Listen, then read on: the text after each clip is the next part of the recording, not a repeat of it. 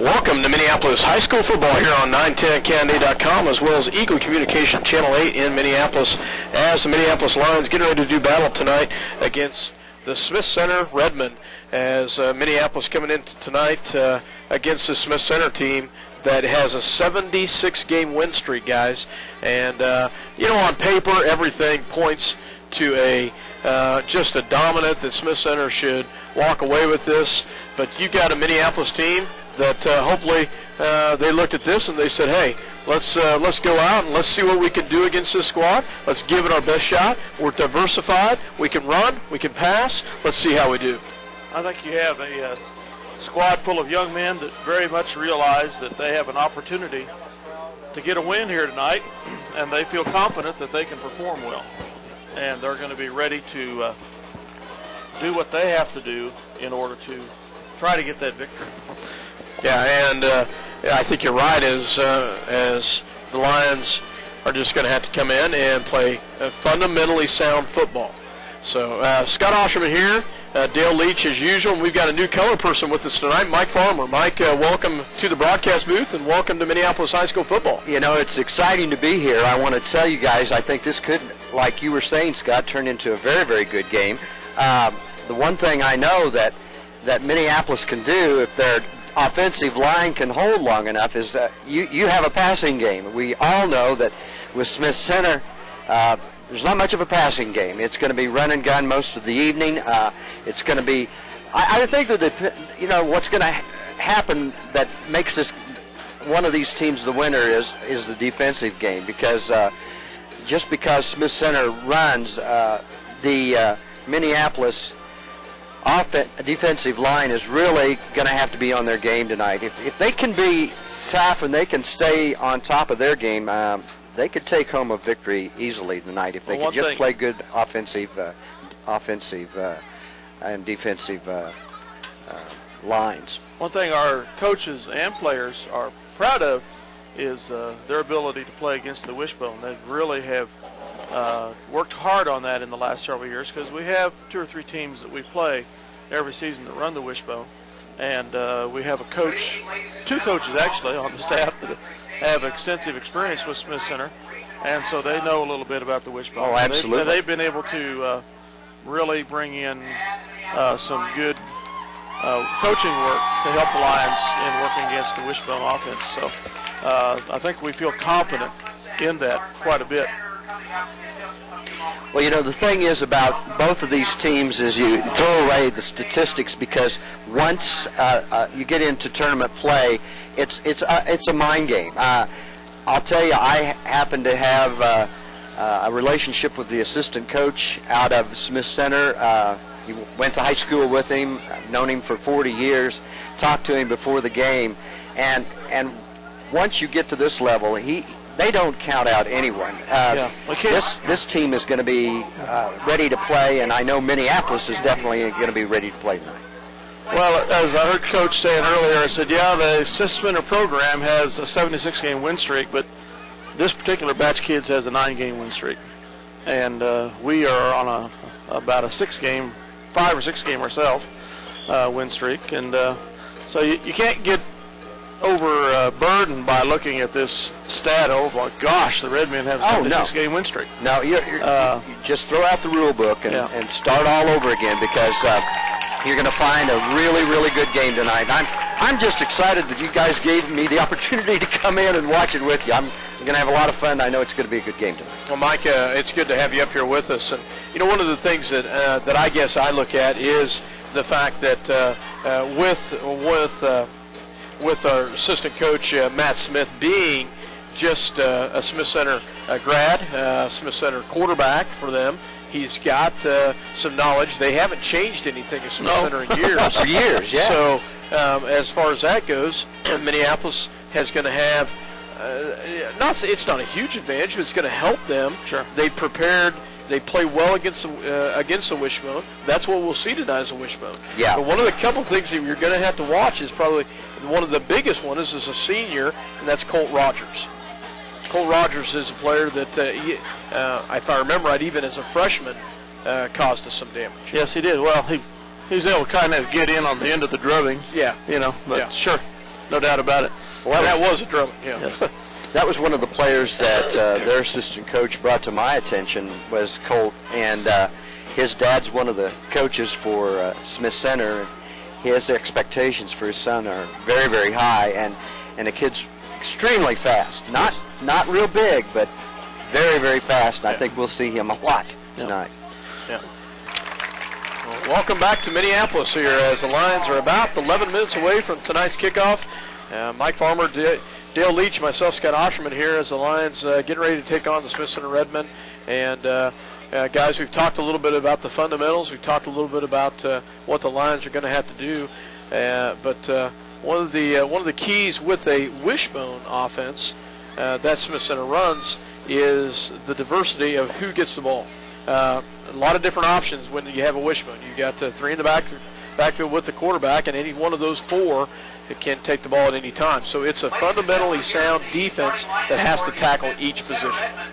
You have your exact assignments, and you have to stay with them. There's no doubt about it. And one of the biggest things is don't get beat to the outside on the option. That's exactly what I was going to say. It depends a lot on the speed and the reaction of your line on whether it's going to be a 2-yard gain or a 6-yard gain on these plays. Is just how quick can that defensive line react to Smith Center's wishbone offense. That's the key, and I know the guys are ready for it because let's face it, that's, as we said earlier, that's what Smith Center does every play. I think they've probably thrown the ball about 6 times this year, and so we all know that's not going to happen a lot. So it depends on Keene on the guy that's got the ball, and I think Minneapolis again can have a strong defense. We're going to have a wonderful, fun game to watch tonight. A few notes here on the history of the series between the two schools dating back to 1955. We've been in the same league as Smith Center twice, so that's been since 1975 that last occurred. The Redmen hold an 11-9 advantage over the Lions with 2 ties beyond that. Again, the Smith Center squad is 9-0 this year. Minneapolis is 7-3. They're short a game because they couldn't get people to play them. That's been their history the last few years. They can't get an extra squad to step up and take an open date. Is that right? Yeah. I didn't know that. They don't. Well, why volunteer for a drubbing if you don't have to? You know. Smith Center has scored 355 points this year in 9 games. Minneapolis has scored 354 in 10 games. So we have a 35.4 scoring average. They have a 39.6. One of the big differences, and something you've already talked about tonight, Mike, is the Lions have allowed 203 points on the year. Smith Center has allowed 62. Yeah, there you go. Yeah.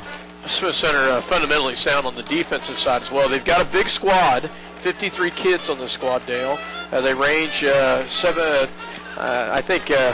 don't remember how many seniors, but they have a total of 53 kids on the squad. I've got a breakdown here for you. So, 12 seniors, 14 juniors, 17 sophomores, and 12 freshmen. So a good group, a large group of kids here for Smith Center. And they start 6 sophomores. And, I will say this. Of course, they were in here 3 years ago. Yes. In 2006. And handed us a pretty big drubbing. I won't go over the score again. But I could tell in looking at that squad, my gosh, these people are animals, practically. I mean, size-wise. This squad doesn't quite look the same. That squad did. But they still got some big boys if you look down the roster. But overall, team-wise, they don't look as awe-inspiring physique-wise as what I remember out of this squad in 2006. Well, the one thing I think I can add to that, and it's something that's a philosophy for the entire city of Smith Center, is they think, breathe football year-round in that community. It's culture. Yeah, it is a culture, and I read the book. They don't like to lose. Oh no, and the thing is, it's 12 months out of the year. It's not just during the football season. Exactly. They have an incredible weight room. Of course, Semino, is it Mark? That's the pro player from Smith Center. Contributed a lot of money to their weight room. Bless his heart. Yeah. So I guess they got quite a facility in Smith Center because of donations and that sort of thing. Well, it's just the culture. Several times as you run into Smith Center, whether it be volleyball, basketball, track, or football, it just kind of grates you because of their attitude. And some of it does border on unsportsmanlike conduct sometimes, I think. But there's a little bit of difference there between here, there, and here, and the fact that, if you want to be anything, you're a male. If you got any squad athletics, these talents at all, you're going to be on the team. Yeah. You're not going to be, I got to work. I want to buy a vehicle. That didn't happen. No.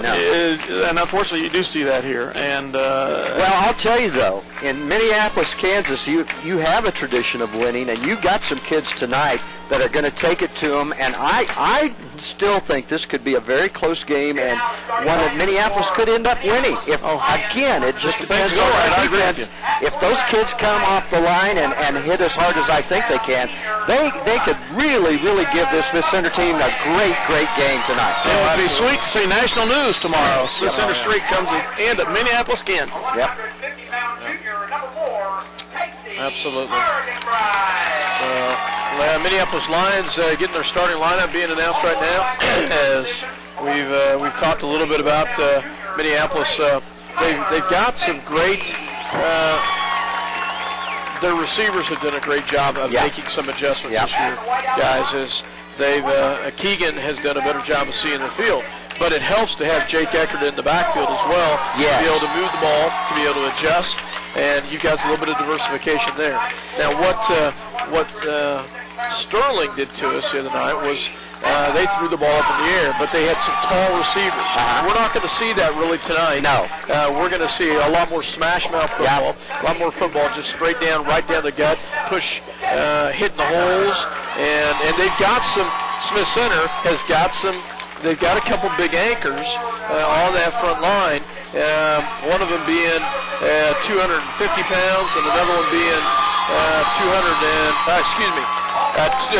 a senior and both seniors, Logan Tuxhorn and Dylan Corbett, both seniors at 215 pounds, both pretty big anchors.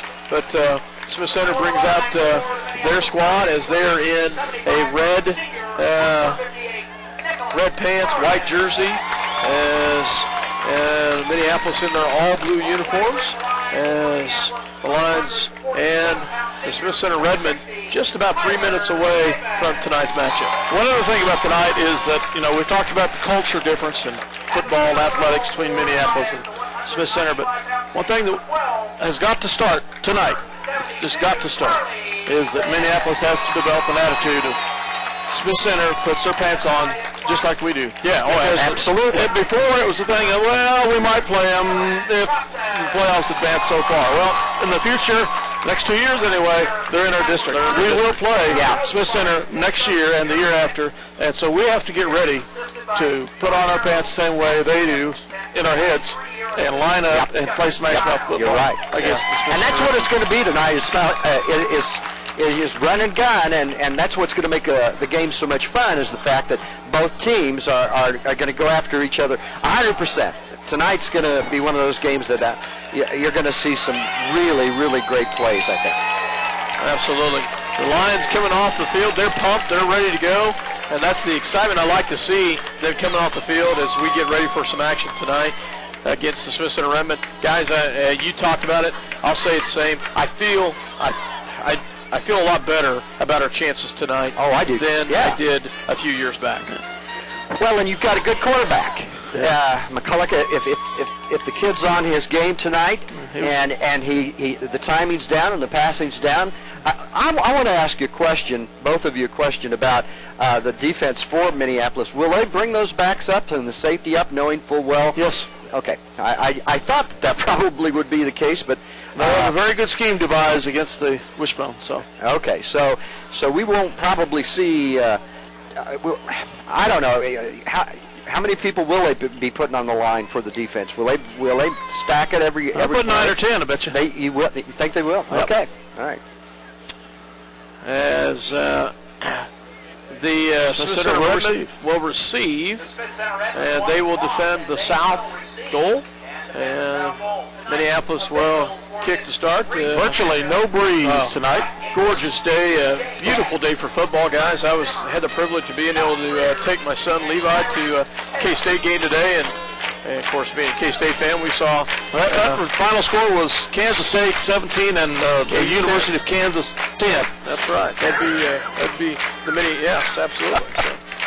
So, anyway, we saw one streak in today. Let's see another one. Absolutely, absolutely. As the Lions and the Smith Center Redmen getting to get ready to go here, just 17 seconds, 17 clicks of the clock away from getting ready to go here. Minneapolis and Smith Center.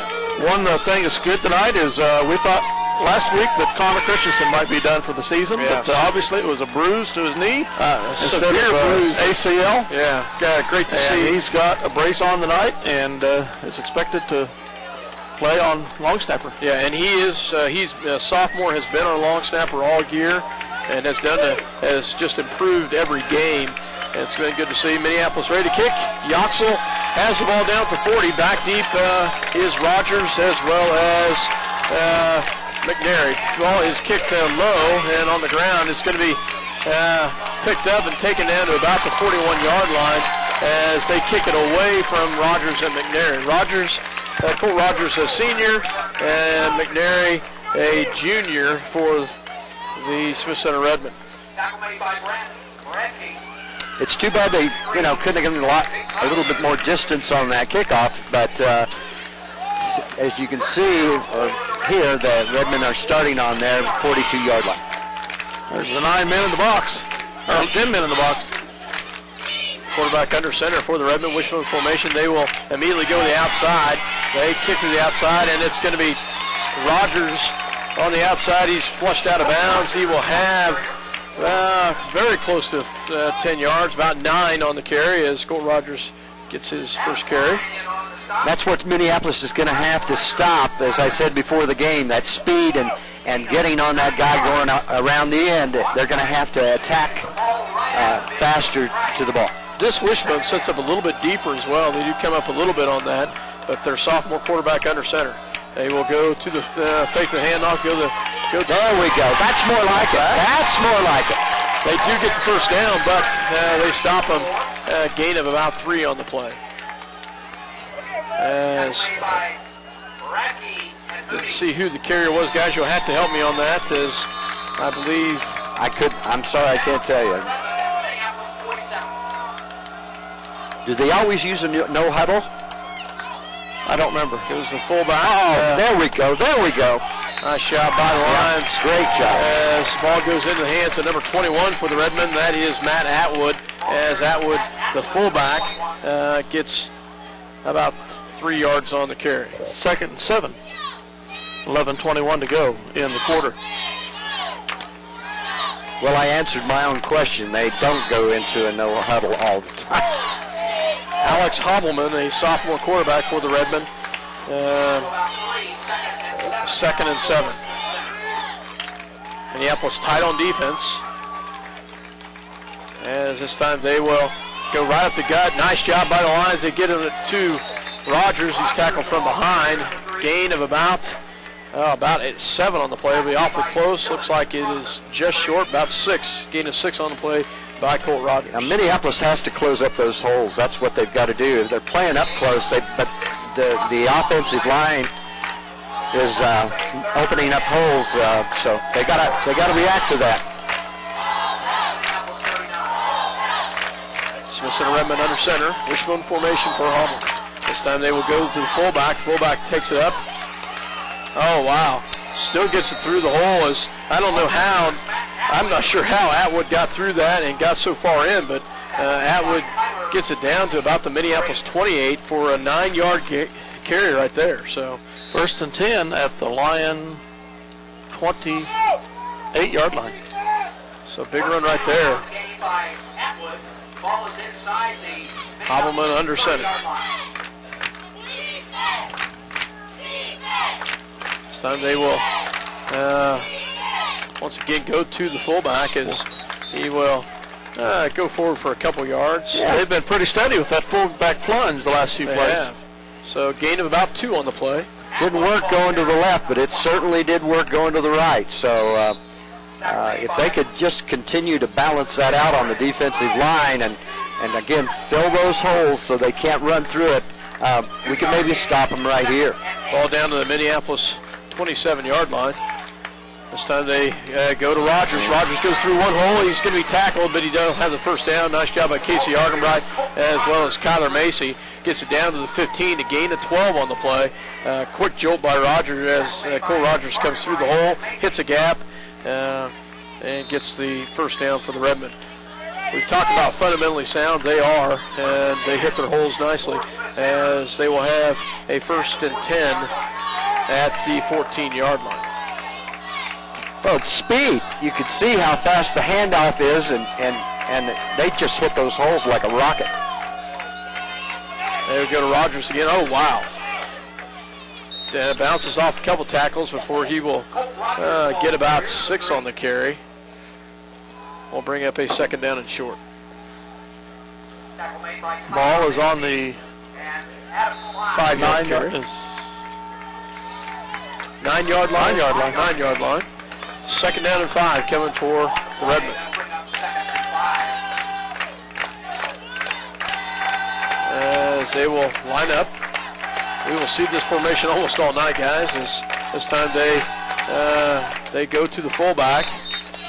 As Atwood goes forward for a couple yards, we'll see exactly where he spots it.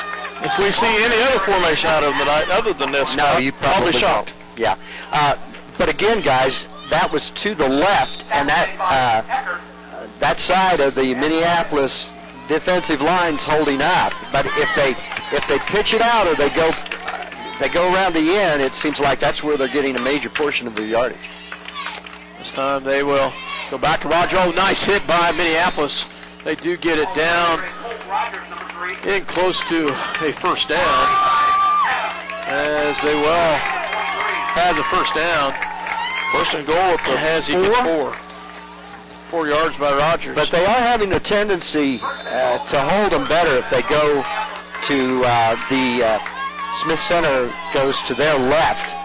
It seems like the right side of the Minneapolis line's holding a little bit better. We'll see what they do if they go left or right. You know they're going to run it.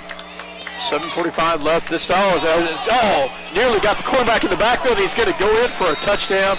They had him tackled in the backfield. I think it's a blown play. Yeah, I think too. It's a broken play. No doubt. They got a big hole on the right-hand side of his line. Did it look like he almost fumbled it? Yes, it did. Okay.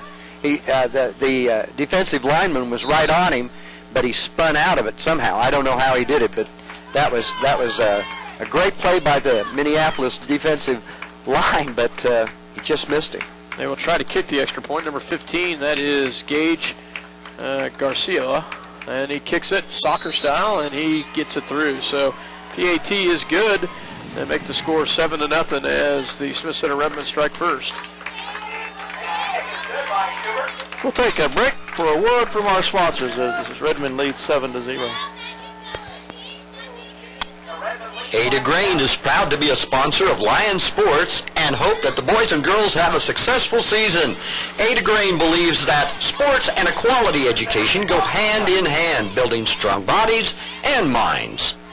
Bennington State Bank is proud to sponsor the Minneapolis Lions this season. They're proud to be a part of their great community and strive for excellence in their school curriculum and athletics. Bennington State Bank, your trusted hometown bank, with offices in Bennington, Minneapolis, Salina, and Wamego. Member FDIC. Welcome back. The Lions get set to receive the kickoff. Well, guys, we saw what we expected. Now all they've got to do is come up with a plan defensively to stop that running game. And nice kick there. Oh, wow. Gee. Wow. What Good a kicker. kick. Good kicker right there. That's the first time I've seen one go through the back, go through into the end zone all year. That is incredible. So, and he, according to what I've got, he's a freshman. Oh my gosh. So if I'm looking at that right, so freshman kicker, wow. Obviously no run back on that, but now we've got to see some real action on the offense to balance this out for Minneapolis. And unless I've got the wrong number, they've called a different name. Denny's called a different name from the press box, so we'll see for sure. They have one safety back. They will go to Eckert. Eckert will lose about a yard on the play as ball goes on the ground. So personally, Scott, I think these guys are going to have to open up the game and maybe some short passes for 4 or 5 yards, quick 3-step back and hit their men, because if I read this defensive line for Smith Center as well as I think I'm going to, I don't think they're going to be able to run against them. Well, yeah, but every coach is going to test them first. Yeah, that's true. McCulloch under center, 2 in the backfield. That's Klein and Eckert. 1 receiver to the right, 1 to the left. They fake the handoff, quick pass on the outside. They go to Grayson George. Grayson will have it up to about the 27-yard line, 28-yard line. Gain of about 9 on the play. Will bring up a 3rd down. Now that was a great play. I mean, that was executed perfectly by Minneapolis. If they can continue to do that type of thing, they're going to bring this game into a 7-7 tie. We can certainly hope so. Yeah. Come the Lions again out of the huddle. They'll send Grayson George to right, Casey Ardenbright to the left, Adam Klein and Jake Eckert in the backfield, Keegan McCulloch under center. 6:27 left, 7-0 Smith Center on top. This time they'll go to Eckert. Eckert will go forward to about the 30-yard line. Not a real good spot by the official there, and then he backs up a step, and I don't think they gave it to him, guys. Yeah, they made a couple yards. 4th and a short 1. Yeah. From the, that's 30-yard line. This is, I think, a critical play. I don't care how early it is in the game. Momentum can be lost on a play like this if the you Lions don't get it. Either got to go for it, try to blow them offside, or pooch kick it. We'll see if the Lions in the shotgun. This is shotgun formation. Oh, man. This will be a pooch kick. Yeah. And a nice one that is. Goes towards the out of bounds and will go out of bounds at about the 40.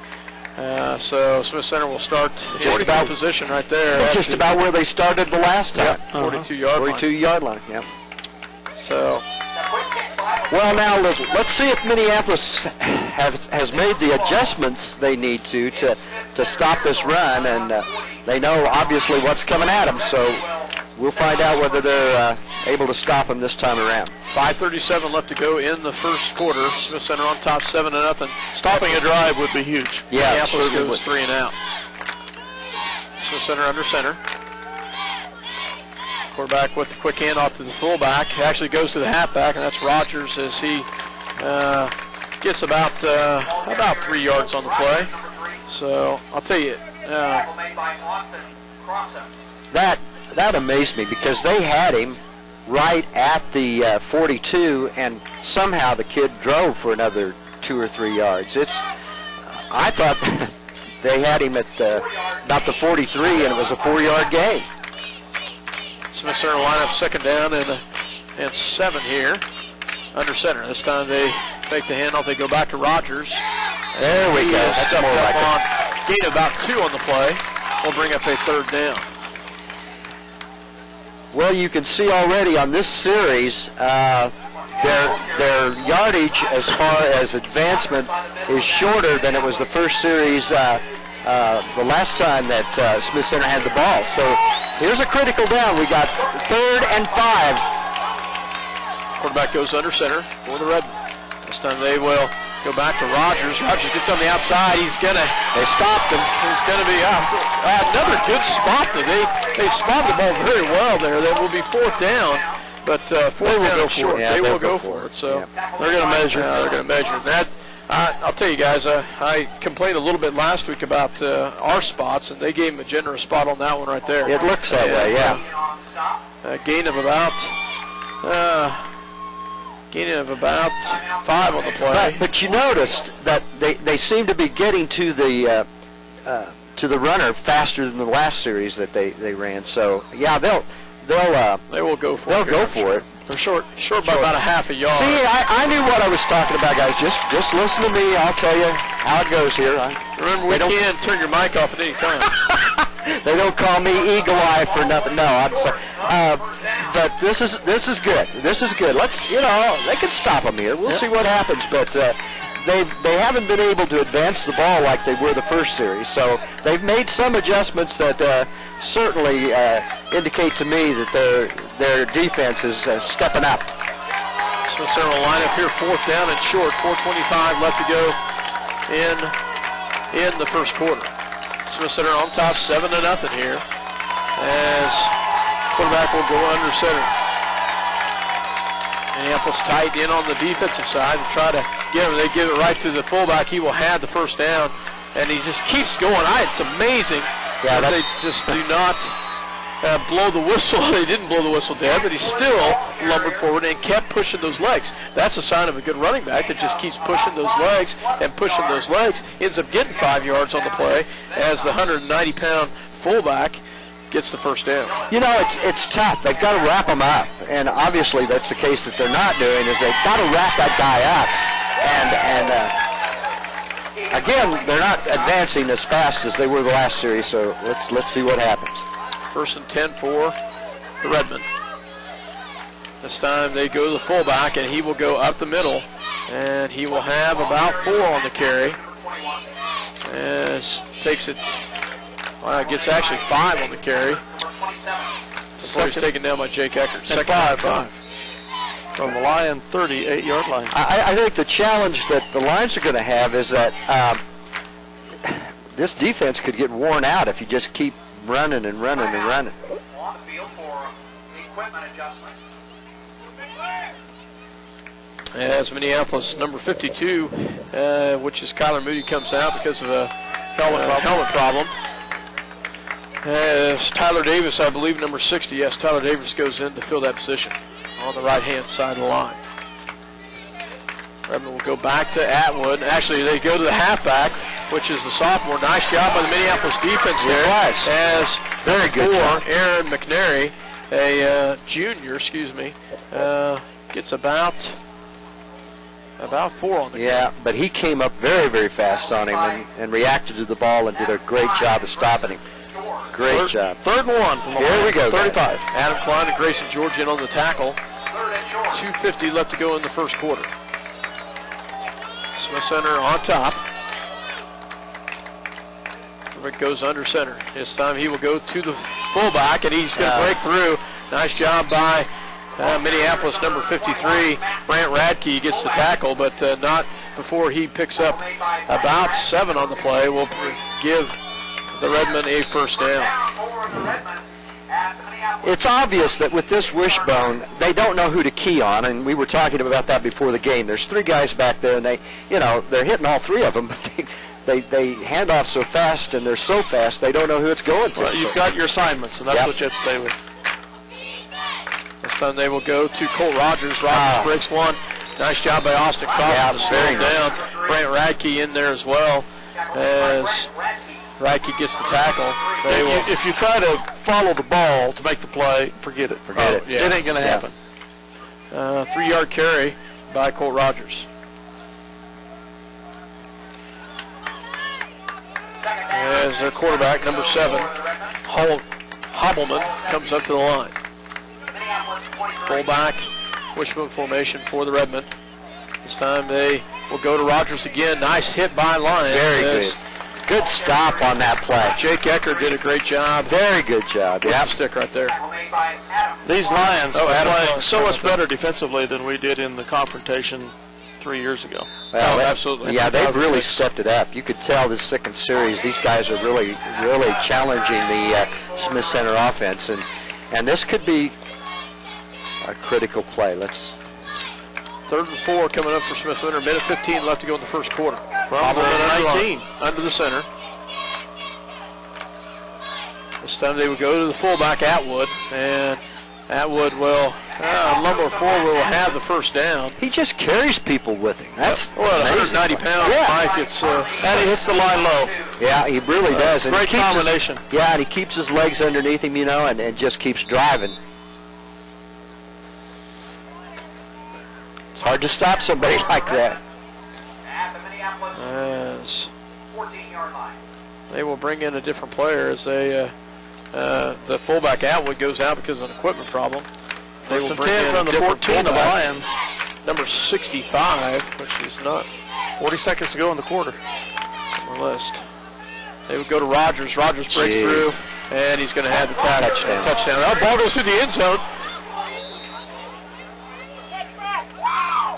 And it is. Wow. That's a big play right there. Yeah, it is. Cole Rogers fumbles the ball in the end zone, goes through the end zone, and that's a touchback. And that's a big break for the Lions right there. Wow. As the play is, wow. That's a big break right there. Huge break. Yeah.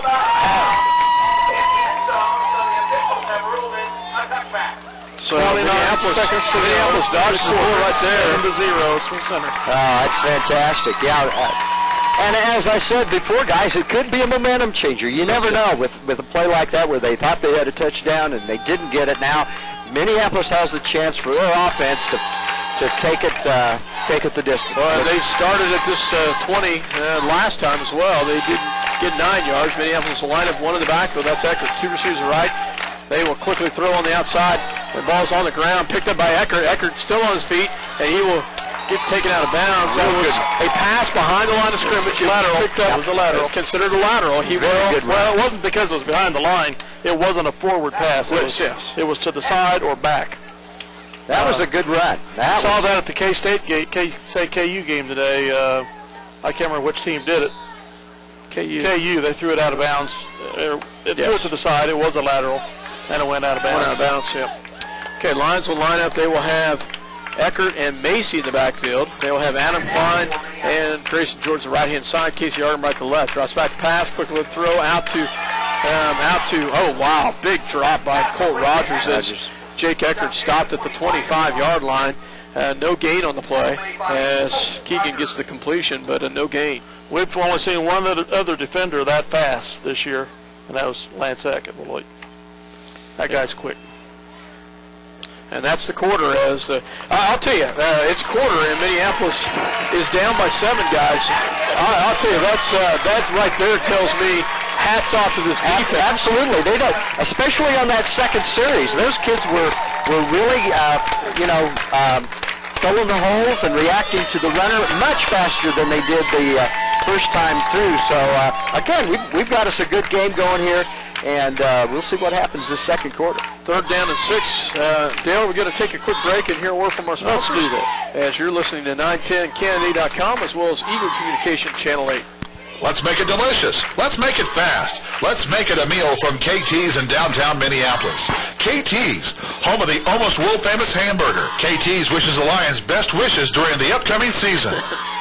Farm Bureau's wide range of insurance and financial products help protect what's most important, your family, auto, home, and other possessions. Call your Farm Bureau Financial Services agent in Minneapolis, George Dressy. Farm Bureau Life Insurance Company. Farm Bureau Mutual Insurance Company. The Minneapolis Junior-Senior High School Lionbackers are proud to continue their long-term support of the broadcast to the Lions games. Join them as they support student activities and the teachers of Minneapolis Junior-Senior High School. Go Lions, we're with you all the way. Welcome back to Minneapolis as start of the second quarter. Smith Center on top 7-0. Got a score from Mike Perry. Ellis on top 20-13 over El Saline. And as game being played at Brookville tonight. At Brookville. So shotgun formation for McCulloch. Trips to the left-hand side. One in the backfield, that's Eckert. Drops back, quick look, fakes the handoff, throws across the middle, has Kyler Miller. Incomplete pass as it goes right through his hands as we'll bring up a 4th down. That was close. That was so close. I mean, the pass was accurate. I don't know what happened there. It just got through his hands. It sure did. Got to watch it all the way into your body. Yeah. Now let's hope he gets a good kick. Yoxel will be back to punt. As McCulloch had a little pressure coming at him. Yeah. On that, Yoxel standing about his 12-yard line to punt the ball. There we go. That's much better. There we go. Fair catch called, and he calls the fair catch at about the 30. Oh, wow, what a spot. Well, that's where he was when he called it. Going backwards. Not where he caught it, that's where he called it at. Their worst field position of the day so far. 35-yard line. Great punt by Andrew Yoxel. Yeah, he had a good one. Smith Center will start here. Now, if the Minneapolis defense can play the same kind of series they did the last time, they're going to give them a game tonight. They really are. 7-0, Smith Center on top. Hubbleman under center for the Redmen. This time he will go to Colt Rogers on the outside. Oh, great job by Minneapolis. Get him down for a loss. Nice job by Jake Eckert as they bust him back for a loss of 4 on the play. Great job by Jake Eckert to get deep in the backfield. That's the key. Make him go backwards. Don't let him go forward every time. Yep. Back at the 31. 4-yard loss. Again, they just blew through that offensive line, and that's what they're going to have to do. These kids can get some rhythm, confidence. Yeah, Hey, exactly. Well, and again, that we can momentum play with these boys. That momentum changer with Smith Center not scoring on the last series. Hubbleman will go to the fullback, goes back to the halfback. He breaks one tackle. He's in the clear right there. Dang it, just like that, guys. And he's going to break it for a 69-yard touchdown. As just like that, we talk about a momentum breaker. He does it right there. Darn it. And that's the bad thing, guys, about playing 9 and 10 in the box is if they get past that initial surge, it's bye-bye. Yeah. See you later. You know, you got safeties and cornerbacks that can come up and run support. But that's the only way you can play that defense is you've got to stack that many people inside. They certainly had their hands on him, but they just couldn't get him down. As he gets the big touchdown run right there, as Smith Center will try to kick the extra point to make this 14-0. Good snap, good kick, and it is good. So, Redmond increase the lead to 14 as they get the 10:58 mark of the half. 14-0. We'll come back after another word from our sponsors. Where do you go when you need groceries? Jeans IGA, of course. Jeans is proud to be a sponsor of Minneapolis sports and hopes that you will encourage your children to be as competitive in the classroom as they are in sports. Jeans IGA, a proud sponsor of today's game. Roth Repair has been a fixture in Minneapolis for some time now. Fixture, get it?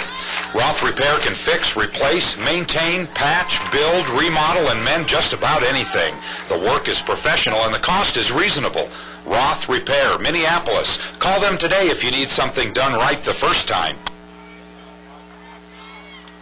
As we're back here in Minneapolis, as Smith Center will kick it here. And just another amazing kick right there. That is just amazing, guys. Yeah, 60 yards. Doesn't he? He has got a kick. He puts a foot into it, doesn't he? Wow.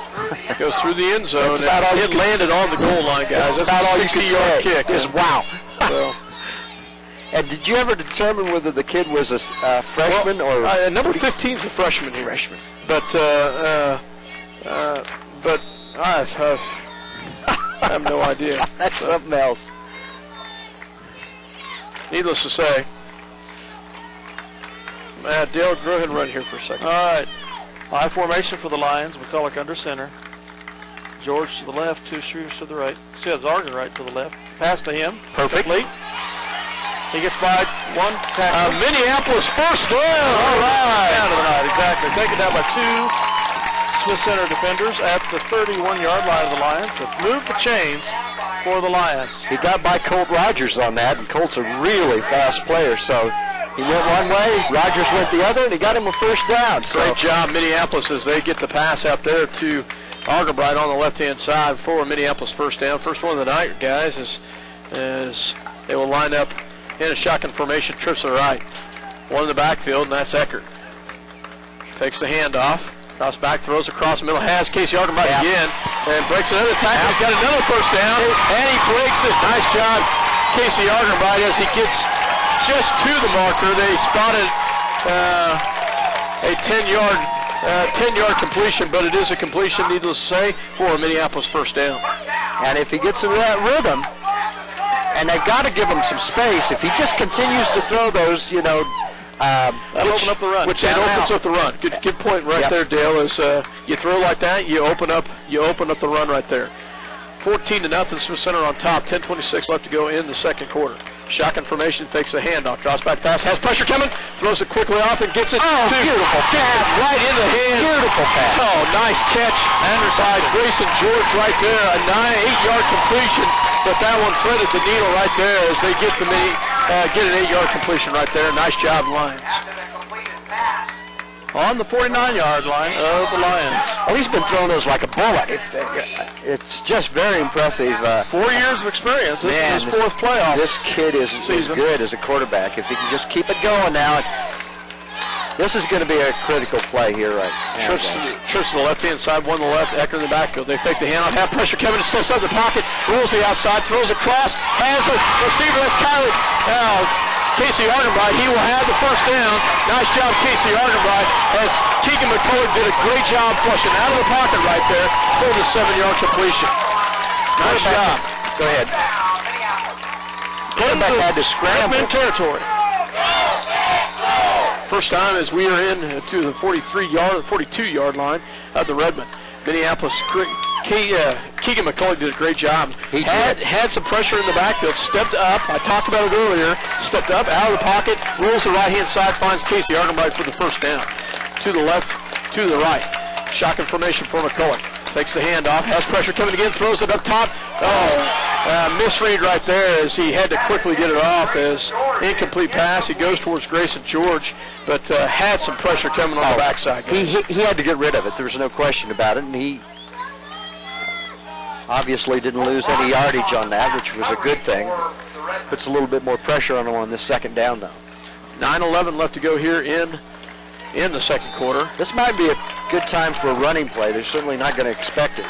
To the right, Dylan Cross is the tight end on the right-hand side. Kyler Macy on the left. Shotgun formation. They steps up the pocket again, throws across the middle, and incomplete pass as he goes over the top of Grayson George.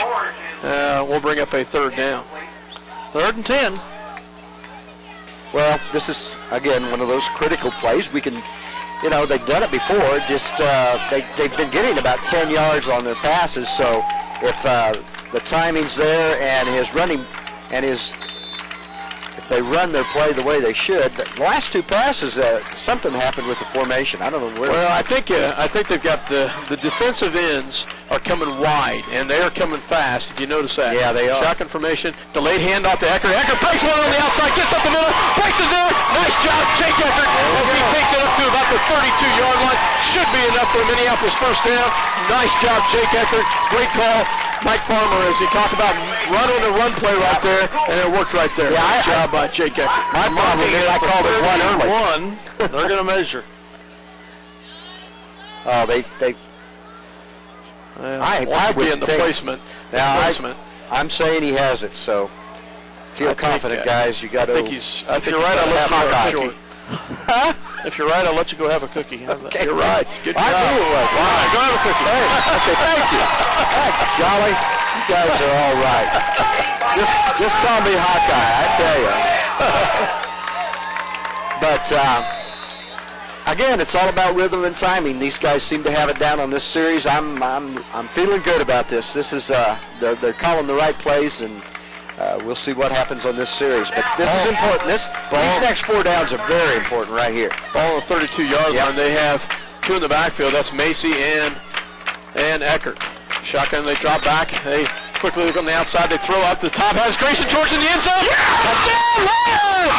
Nice job, Minneapolis, as they get the strike. A 32-yard touchdown completion. Great job by Keegan McCullough to Grayson George going through the end zone. That was absolutely perfect. I mean, you couldn't. He was wide open. Wide open. That was an absolutely beautiful pass right there, guys. As Grayson did a great job of running the pattern, and Keegan McCullough just did a great job of hitting him. We really need this field goal. Extra point kick is up, and it is good. Good. Nice job by Andrew Yoxel as the sophomore says, hey, I can kick it too. Nice job, Lions, as they get on the board 14-7 here in the second quarter. Nice job, Minneapolis. Redman, you have awakened the sleeping giant here, I think. Take another word for him. Here's our sponsors. It's fast, it's furious, and it's fun. It's Minneapolis Raceway. Minneapolis Raceway has brought you exciting races to Central Kansas and will continue the tradition. Minneapolis Raceway will give you and your family some of the most exciting races ever seen. Go Lions! Todd and Shelley Wilson and Wilson Shields Funeral Home offer affordability and dignity. They know that the Minneapolis Lions will have a great season and want to wish them the best. Wilson Shields Funeral Home, our family serving your family. Welcome back to Lion Country Stadium in Minneapolis. 14-7. The score, the Redmen lead with 8:31 to go in the first half. You heard it, folks, 14-7. Yeah, nice job, Minneapolis Lions, as they do a great job of driving the field right there. Yoxel to kick, and this one is kicked. Nice job by Yoxel. Takes it all the way back towards Rogers. Oh, that was going to go out of bounds at the 2-yard line. If they want it. Wow. Wow. And I'm sure they'll take it at the 35. Wow. That was very close to staying in bounds and just rolled out of bounds at about the 2-yard line. And well, there's one good thing about it. They're going to make him kick it again. So, they are. I'll be darned. Take the 5 yards back and make him kick it again. I was going to say that it was probably a good thing because their field position wasn't as good as the 42, which they've in the first quarter. They started 2 of their series on the 42-yard line, so that's what they're probably counting on. So if this kick is a good one, they could maybe set them back some. We'll see what happens. Crowd's pretty good here tonight, guys. Yoxel puts the ball at the 35 as he's ready to kick again. As this one is kicked, it's on the ground. It's going to be out of bounds. Go out again. And wow. Well, let's start to get control of this. We don't want to see what happened at Solomon last year. Now he'll kick from the 30, as I'm assuming they'll make him kick it again. What do you think about just pooching it over the line on the left-hand side? There you go. Maybe seeing if your speedster Adam Klein can jump up there and catch the ball in the air. What do you think about that, Dale? How about that? Let's kick it away. let's try something different. A little straighter this time. You think? 14-7. 8:31 left to go in the second quarter. Yoxel will put the ball down at the 30. As now we'll see what he does here. So 8:31 left to go in the second quarter. Do we have another kicker? Yoxel's a great kicker. Okay. He's a great kicker. Okay. Mike, he's trying to place the ball, and he's done a pretty good job all year. And this one he does kick. This time he kicks it towards number 4 as he'll go on the right-hand side, go up the middle, and he'll be taken down at about the 42-yard line. Well, guess what? They're starting at the 42 again. Their average starting field position has been pretty strong. Yes, you could say that. Yeah. But again, as we saw in the last series, Minneapolis' defense is really starting to key on the ball carriers. Well, so it did. It makes it a lot more It did, tight. except for that number 4 long touchdown. Yeah. You're exactly right, Mike. Overall, they're playing pretty good. Absolutely. Yes, they are. They're certainly still in this game. There's no question about it. There's only 8 minutes and 25 seconds left in the first half. Pull Rogers. There you He's go. not going to get anywhere. Nice job. Maybe gets a yard on the play. Great job by Nick Torres in on the tackle as the Lions do a great job of shutting them down there. Yeah, The biggest thing in a game like this is up here. Yes. Mental.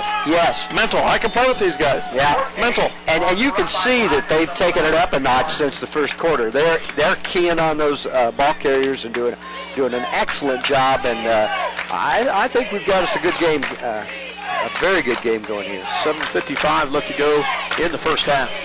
Hobbleman under center. This time he will go back to Rogers again on the outside. This time he will be taken down. No first down, but he'll get up to about the 48-yard line. Gain of about 6 on the play. That's where the problem is going to come in, guys, as far as I can see, is around that end, because they're just so fast around the end. I think Minneapolis is doing a much better job off tackle, off guard. But boy, I tell you, when they run that end around, 3rd and 4, it's tough. From the 47. Redmond go under center here. Hobbleman, the quarterback. And he will go to the fullback, Atwood. Atwood breaks a tackle on the outside, one man to beat, and that's Kyler Macy. Kyler cuts it back. Great job, Kyler Macy. Saves the touchdown right there.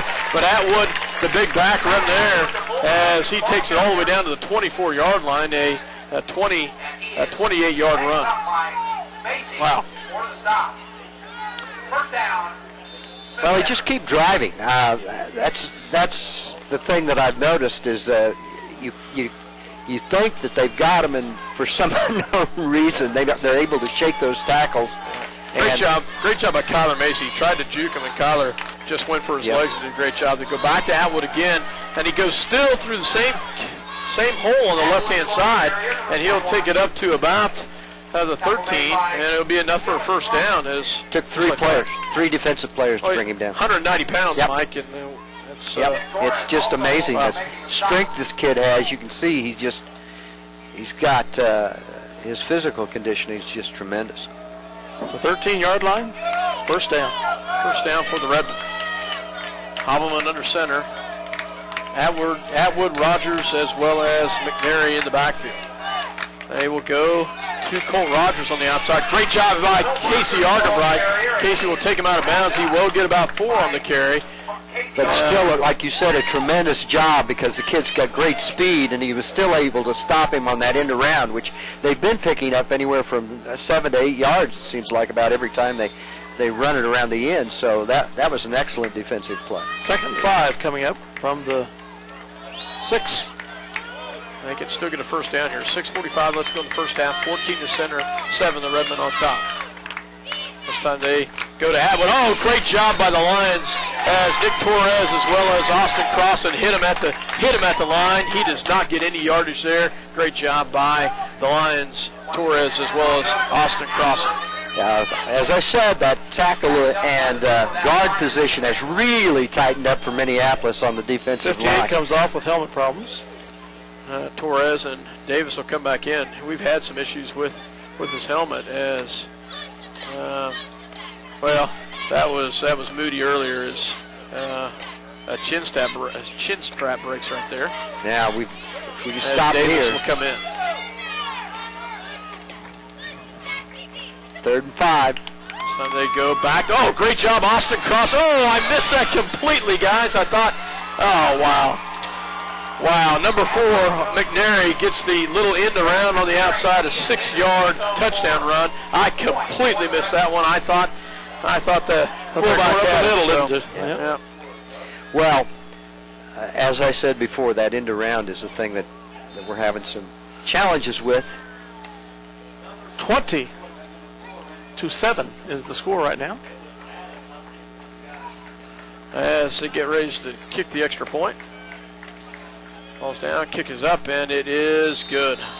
So, one thing they've got I thought they've got one heck of a kicker. Oh, I thought they had him, and then all of a sudden you see this one of their players coming around in, and again they do that so well that you can't even see it. That's 6:04 to go in the half. It's Smith Center 21, Minneapolis Lions 7.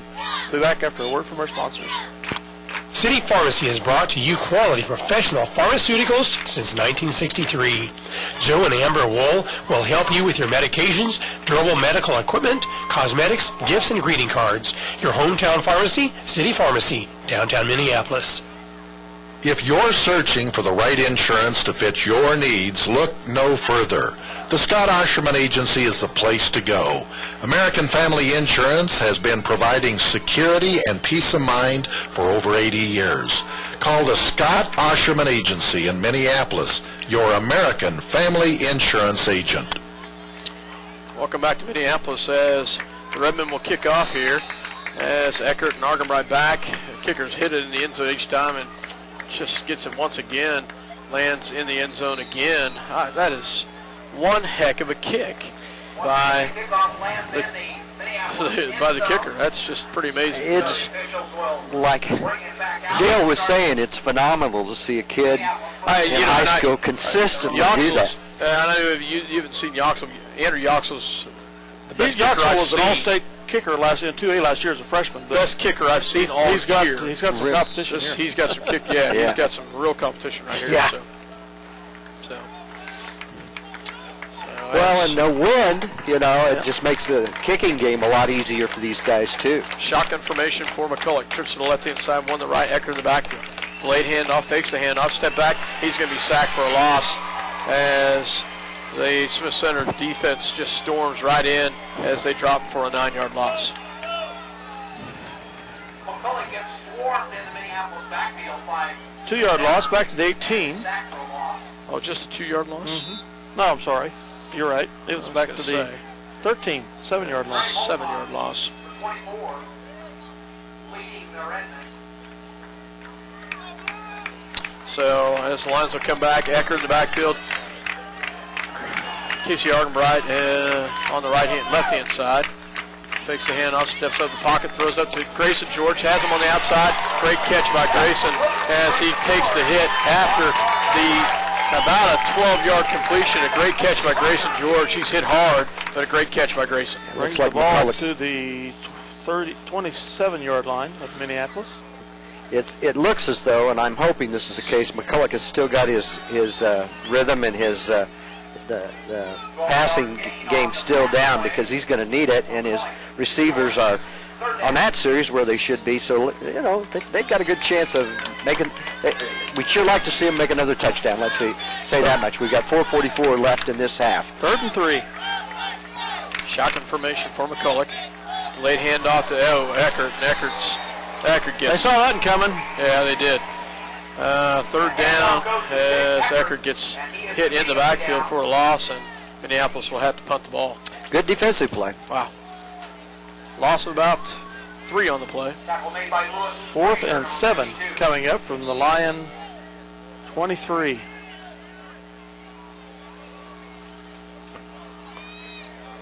Yoxel will stand about his 10-yard line to kick.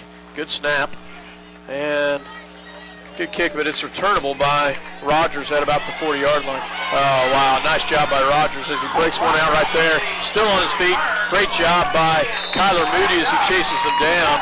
But Rogers gets it all the way out to the Minneapolis 47-yard line.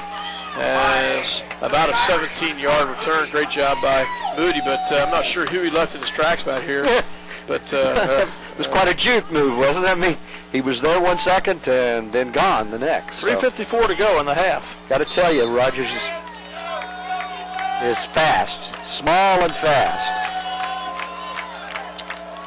Smith Center will go under center in Minneapolis territory, their best starting position, as they will go to the fullback, and fullback will take it nowhere. Great defense on that.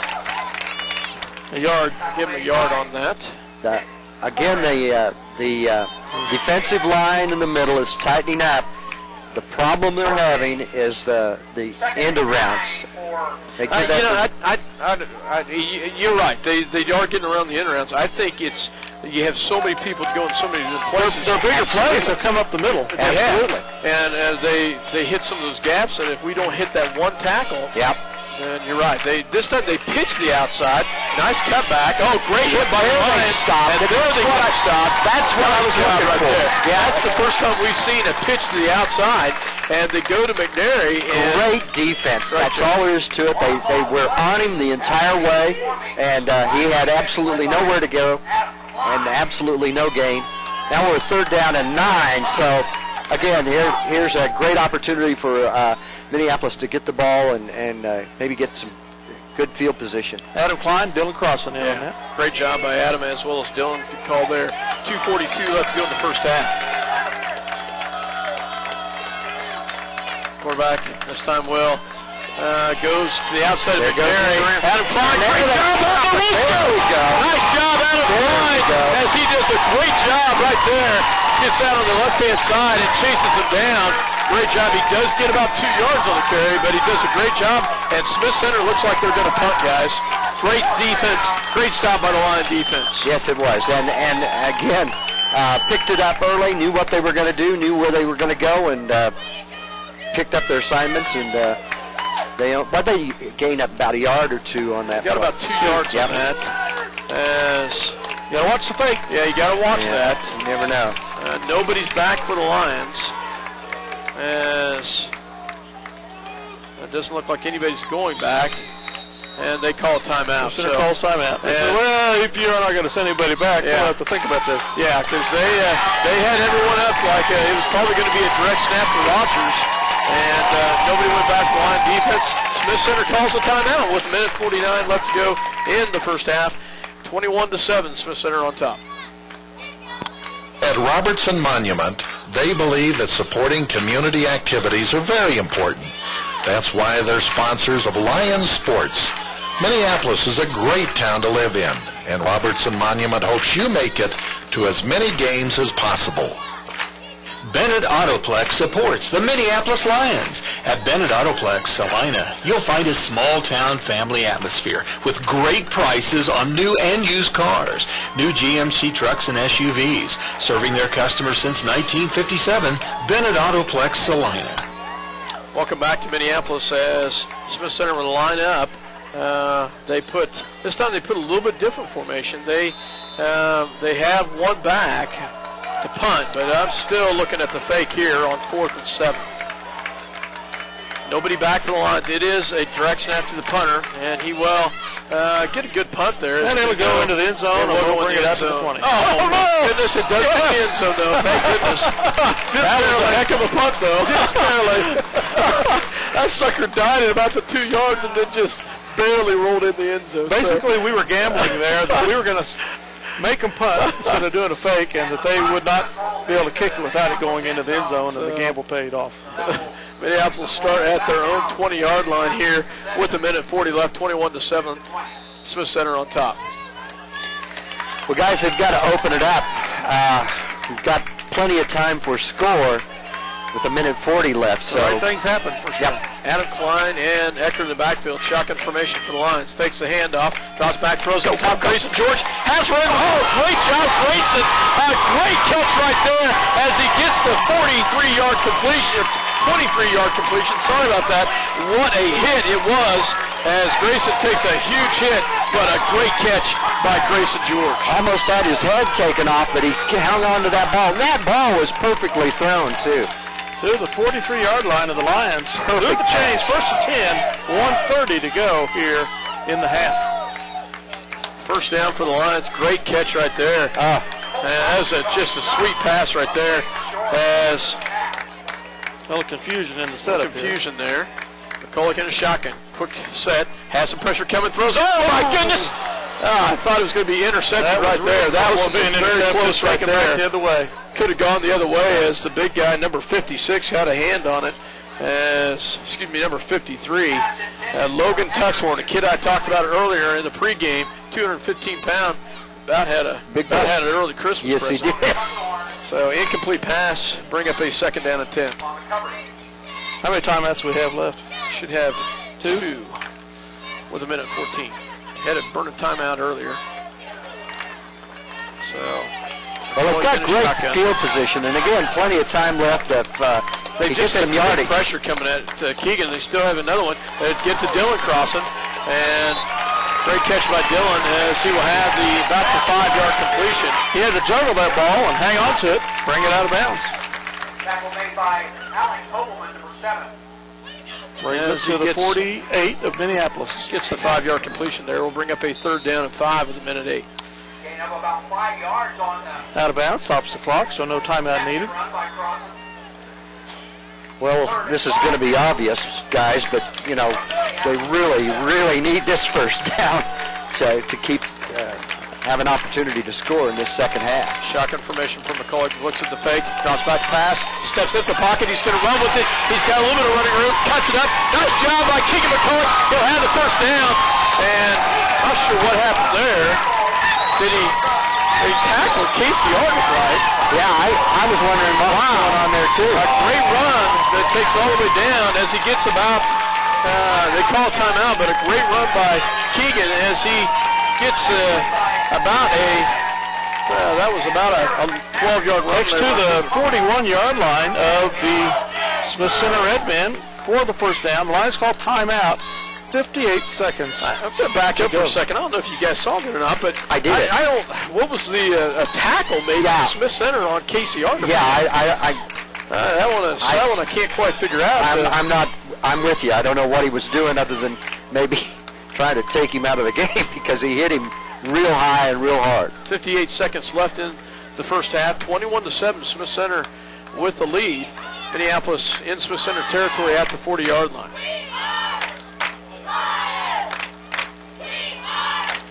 As the Lions will come back out.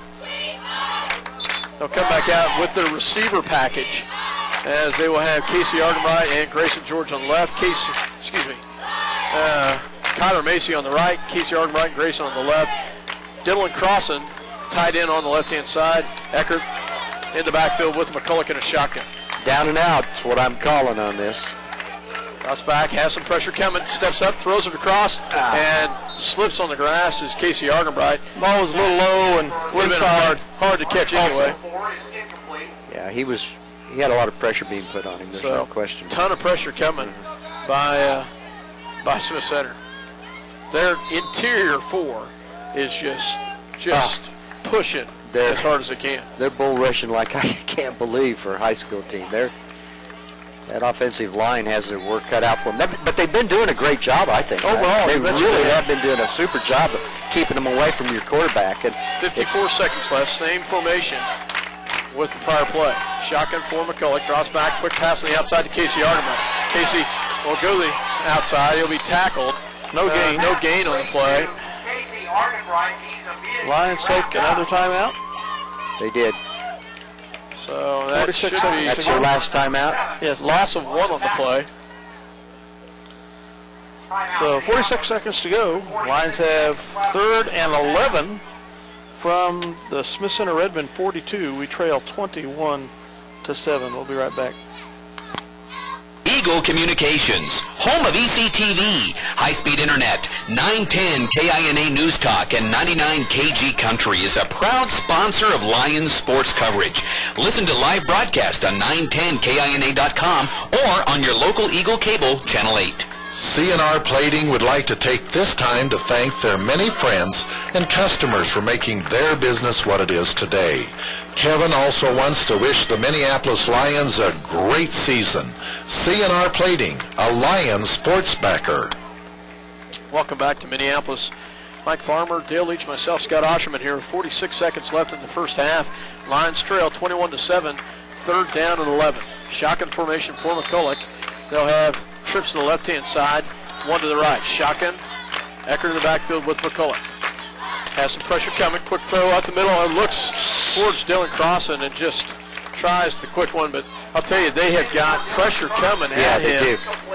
There's not much he can do. He just doesn't have the time on that play. Now, he has had, and typically on most of the plays that he's had enough time to get it out there, he's hit his man. He's been very accurate, so it's just a matter of, I don't know, you can't take a 3-step and, get 6 yards. We need it now, right now, in this play. Casey Argenbright to the right, Dylan Crossan to the left. Kyler Mason on the left-hand side, shotgun formation, Ecker in the backfield. Cross back, looks to the pass, steps up, throws it up, it's going to be intercepted, and it's going to be taken down. He got hit as he threw it. Casey Argenbright puts on the defense side. It's intercepted by number 6. It was a wounded duck up there. It was quacking. 36 seconds to go. Smith Center takes over from their 41-yard line. Casey Argenbright did a great job of sealing up the tackle, but Keegan got hit just as he threw it. Threw up a lob right there. Not much you can do interception right there. of the year. What was that? Only his 6th interception. 6th interception. Well, now we need to stop him here. No cheap touchdowns. 36 seconds right here. Lions defense has got to short up right here. They will go right at the outside. Cuts it back to the inside. Great hit. Still on his feet. Oh, my goodness. How does he keep running? Wow. Adam Klein and Jake Eckert finally taken down. Not until he gains about 14 on the play. 26 seconds to go. The clock stops. Move the chains. And Smith Center takes a timeout. You figured that they were going to do that. Mm-hmm. I mean, it's obviously. They're going to take every opportunity they can to score here. Yeah. So. How many timeouts do they have left, Scott? Should have 2. 2 more. So, no, they took 1 earlier, so I think just 1 more. 1 more timeout? Yeah, they took 1 on that punt. Okay. So they got 1 more. 1 more. Let's take a break. The State Bank of Delphus and the Ottawa County Bank in Minneapolis are locally owned community banks, committed to making your banking experience as easy and personal as possible. Member FDIC, equal housing lender.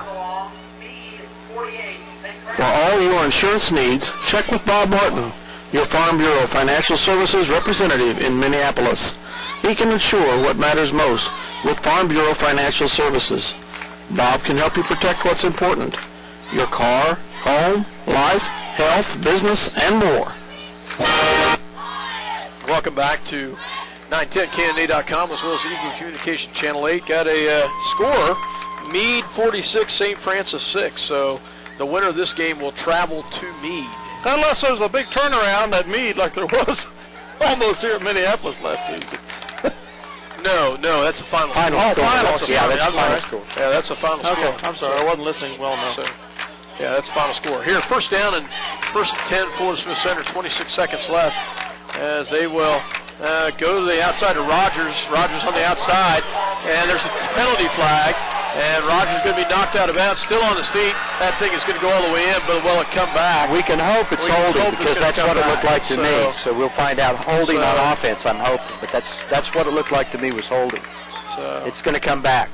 Yeah, holding is the call. As that will bring it back as Rogers. That's the first penalty we've seen all night. It is. Yep. A pretty clean first half of football. Yep. Point of attraction was the 41-yard line of Minneapolis, so they'll go back 10 yards from there to the 49. Well, that helps us immensely. Yeah, that was a huge play because there's only 15 seconds on the clock. Clock went down to 15 seconds. Yeah. So now if we can just hold them, instead of it being 28-7, it'll be 21-7 as we go into the half. Minneapolis is definitely still in this game. There's no question about that. Quarterback under center, wishbone formation. Rogers, there they will go to Cole Rogers. They go right back to him, and he will not get. They got to get back to the line of scrimmage, and Smith Center will take their last time out with 7 seconds left. So that will be their last time out as he gets about a 6-yard carry on the play. They bring it to the 45 of Minneapolis. 7 seconds remaining. We'll keep it here. As 7 seconds, as we said, 21-7, Smith Center with the lead. As the Lions will have to shut them down on one more play, guys. So, well, after that first series, the Lions defense obviously started to put some things together that in the first series they just weren't. I would always go a little beyond that. I would say the second series. Second series. You know, they marched it down. I mean, in neither one of those first series did they get many big plays. No. But they were able to consistently march it down the field, and then they fortunately fumbled it through the end zone. Yeah. And from then on, our defense started playing a lot better. Yeah, that was a big play right there, fumbling it through the end zone. I guess the only comment I would make on that, Dale, is in that second series, their runs, as far as the runs, total yardage, average yardage per run in the second series was down from the first series. Probably so. Yeah, you could see they consistently marched it down the field nonetheless. Yeah. Quarterback goes under center here, 2nd and 11. They will go to Cole Rogers. No, he fakes the handoff, goes the outside, and he will be taken down. That's the end of the half. Ball carrier. That's the half, though, as a little end around there is number 45 gets the run, and he gets about 4 on the play. And the Lions go off to a big hand from their fans here, trailing only 21-7. I hate to put it that way, but you know, last 3 years ago it was probably 48-0 at this time. You know, so it's quite an improvement. They put a good game together. They really did. They've showed some spunk. Yes, they have. They know they can hang with the squad. They're playing real good defense. 21-7, I'll take it at this one. I'd like to have scored another touchdown, but we'll take it at this one. Well, yeah, and the thing is with that passing game, if they keep that going, second half, if they could open it up a little bit more, this, again, there's still a game to play. There's, they're only 2 touchdowns ahead, and for us to say that, and this game is... the Lions will receive to start the second half. It's great. We'll listen to some Martin music here, and while Scott figures up some stats, we'll be back. Here's some stats, and we will talk a little bit about the second half. At 7:39 mark in the first quarter, Smith Center Redmond start, and they get the 4-yard touchdown run by the quarterback after a muffed handoff. He kind of fumbled around with it, dances in for the end zone, gets the touchdown. They kick the extra point, makes the score 7-0. Stays that way until the 10:58 mark in the second quarter, when when they had their big play of the night, and that was a 69-yard run basically up the gut by number 4, which is McNary, a junior for them, and he runs 69 yards and gets the touchdown to make the score. PAT kick was good, makes the score 14-0. But Minneapolis did a great job at that point answering on the next drive, Dale, as they marched the ball down the field mainly on passing. 80 yards. Yeah, you're right, 80 yards because they had kicked it through the end zone numerous times, but 80-yard drive. We take it down, a 32-yard strike to from Keegan McCulloch to Grayson George for the touchdown. PAT kick is good. At the 8:31 mark, Minneapolis has a 14-7 trails at that point. Smith Center does turn around. They drive the ball again in their next possession as they take it down at the 6:04 mark. A 6-yard touchdown run by, once again, McNary as he gets the touchdown. PAT kick is good, and that makes the score 21-0. But a couple interesting things here as we run through some stats. Smith Center, 36 rushes for 244 yards, but really their big one was the 69-yard run right there. Minneapolis, I felt, did a pretty good job stopping the run other than the 5 yards here, 4 yards there. They've got to do some adjusting to shore that up, but I felt like they did a pretty decent job.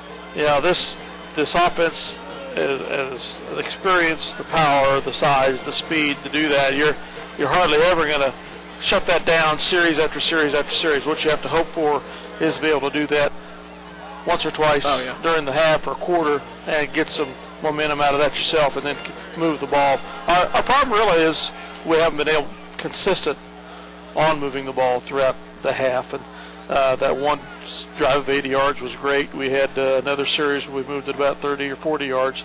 But we need more consistency in that if we're going to have any hope at all of pulling this game out. Plus, the defense, as well as they've played in the first half, has to get even better.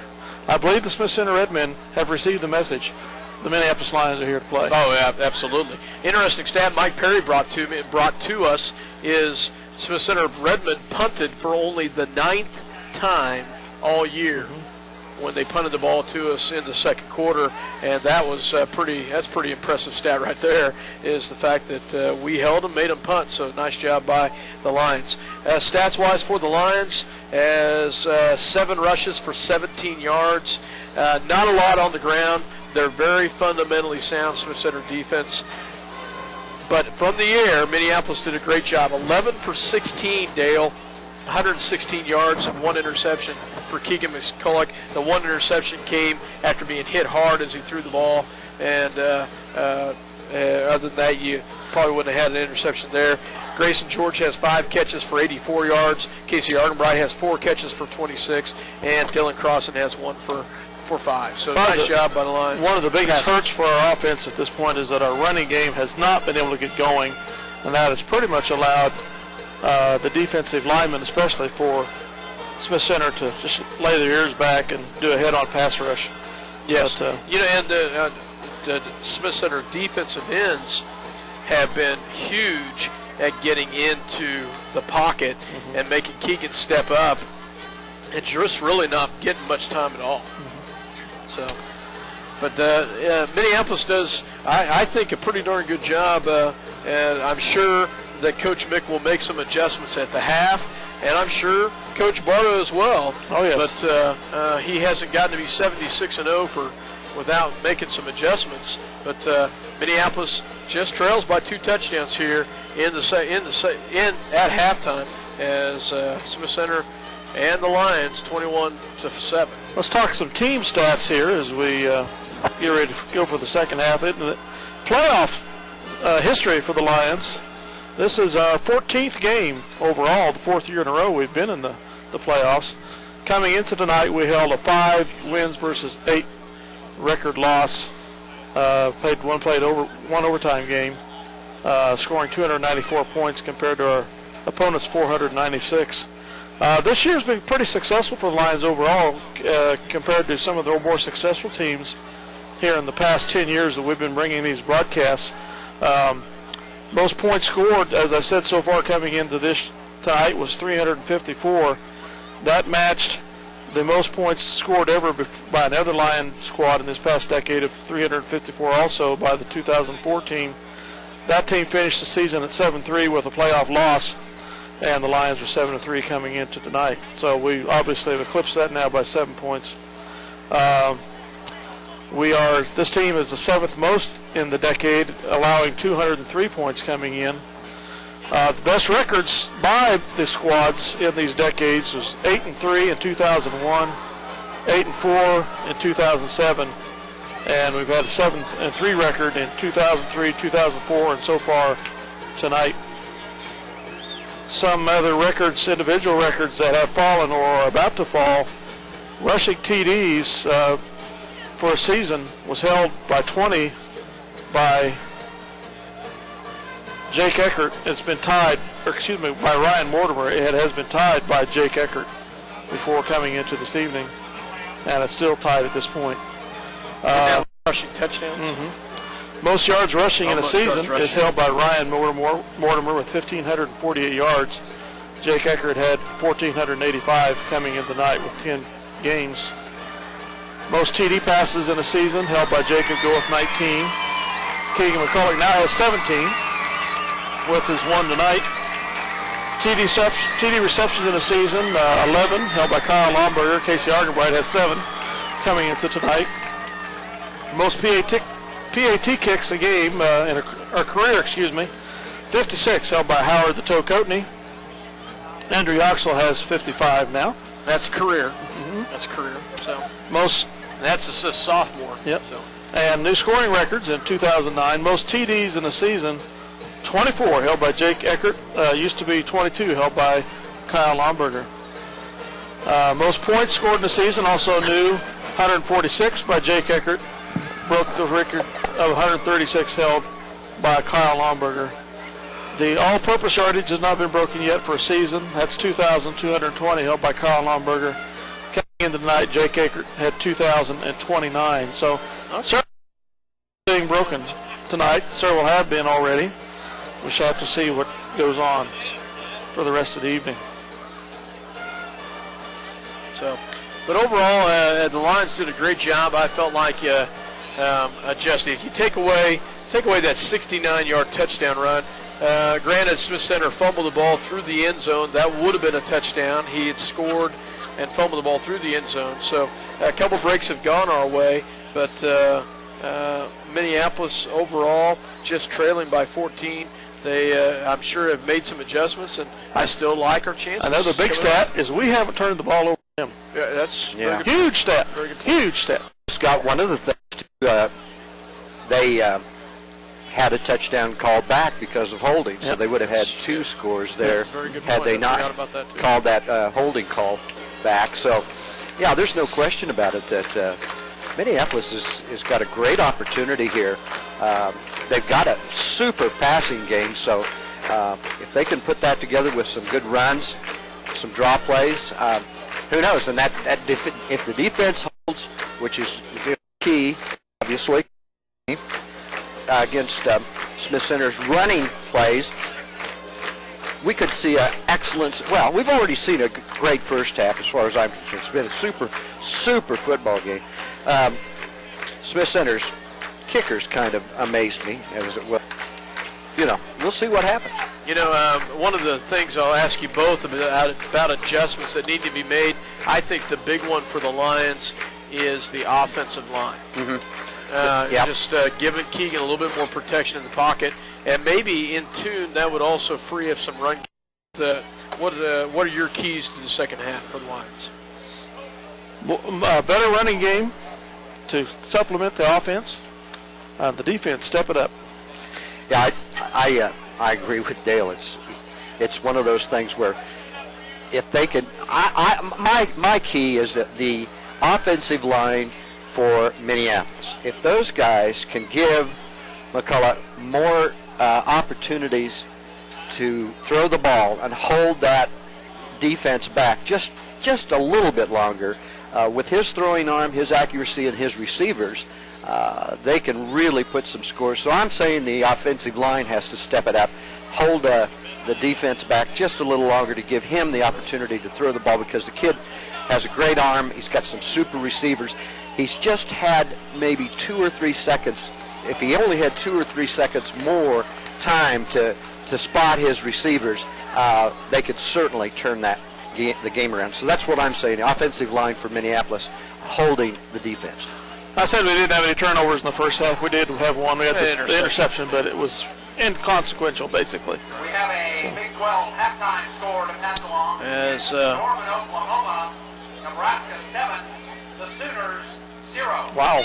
that's not in Norman. That's in actually. Just announced that the Nebraska's Lincoln, on top at 7-0 over Oklahoma. That is in Lincoln, not in Norman. So, but Minneapolis and Smith Center about ready to do battle in the second half as the Lions see what adjustments they've made and what they will do to get prepared to stop this Redmond run game. An interesting stat, guys. Smith Center did not pass the ball in the first half. We didn't anticipate that happening, did we? No, because I said it was going to be an all-passing game for Smith Center, and of course.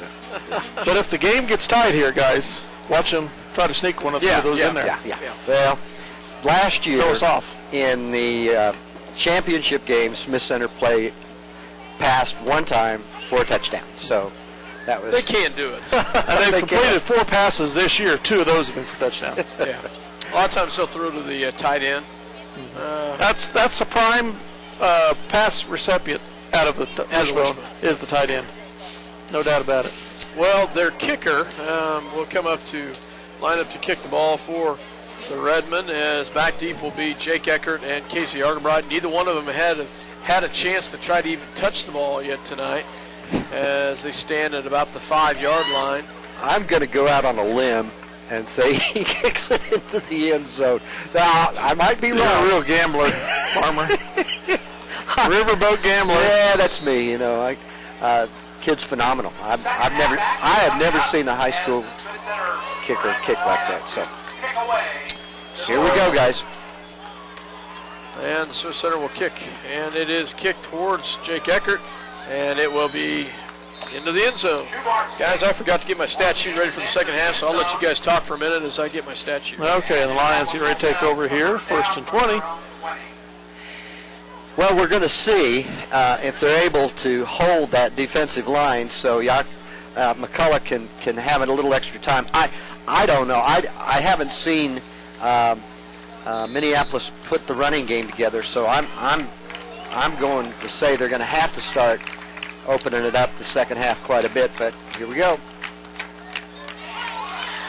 And immediately they go with a quick pass to Grayson George to the 27-yard line. If they can continue to do that, like I said, those little 3-step back and a 5 or 6 yard gain, and consistently keep on that game and run it occasionally, obviously, again, they're right back in this, guys. Second and 3 for the Lions. McCullough in a shotgun. 2 receivers to the right, 1 to the left. Tight end is Dylan Crossan. Fakes the hand, now steps up the pocket, throws. And, almost caught by Casey Argenbright. Would have had to really lay himself out for that one, as incomplete pass will bring up a third down and short. Again, I think they're on their game. It's just a matter that was just barely out of his hands, just barely out of his hands. So 3rd and 3 from the 27 of the Lions. They will send Grayson George to the right, Casey Argenbright to the left, Dylan Crossan 2 in the backfield with McCullough. Takes the handoff, drops back to pass, throws it up, has Grayson George. Ah! Does he catch it? Yes, he did. He did catch it. He did catch it. No, there they wave it off. Oh, wow. I thought he had that. Yeah, so did I. Evidently didn't have control as he went out of bounds. Yep, must be. Wow, that would have been pretty, guys. Coolman, number 6. Well, again, on that series, there were 2 passes that were just very, very close to being made, so they're going to be kicking it. Yoxel stands at his 15-yard line. Good snap.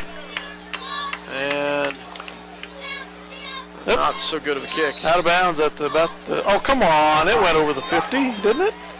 He's bringing it back to the 45 of Minneapolis. 44. Oh, no. I look at the wrong guy. I don't think it went that far, but we'll see for sure where they spot it. Actually, I'd say that's a pretty favorable spot for Minneapolis. Yeah, I'd say it is too. Putting it at the 45 of Smith Center. Yeah, I really didn't think that was... but I thought the other guys were going to put it at the 45 Minneapolis. Yeah. That was not the case.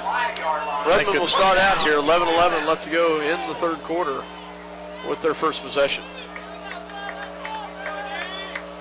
They will go to the fullback, Atwood. Oh, breaks it up on the outside. He's going to be gone on the left-hand side. He's got one man to beat, Casey Arnwright, and he's going to be forced out of bounds finally by Kyler Macy as he takes it, we'll see for sure where, but all the way down to the 20-yard line, so a 35-yard run.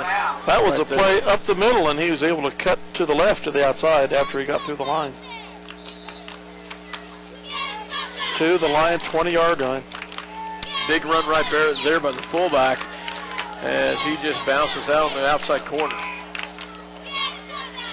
Deep in the Minneapolis territory at the 20 right now. So center under center. They go to Rogers, and Rogers will not get, maybe gets a yard on the play before he's taken down by Austin Crossan as well as Brent Radke. And Kyler Moody in on the tackle. And it seems as though there's no pattern. You would think that they'd go maybe more to the right or left, but I'm seeing Smith Center. They run between the tackles. They're not particular where they hand it off or which side they go to.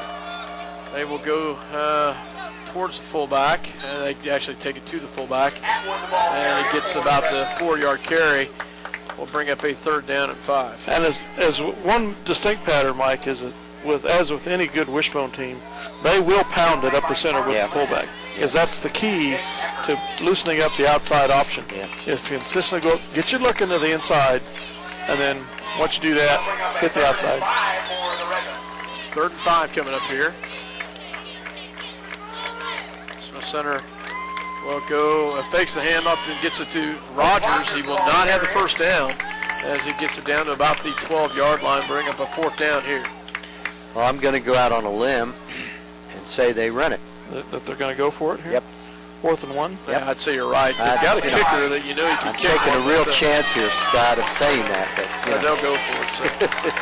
4th down and 2 here at the 9:28 mark. Well, let's hope that Minneapolis can hold. What a big stop this could be for the defense. This could be huge. Shut it down right here. Here we go. Lions in tight on the defensive side. They will go to the fullback. And he's going to have the first down. Kid's huge.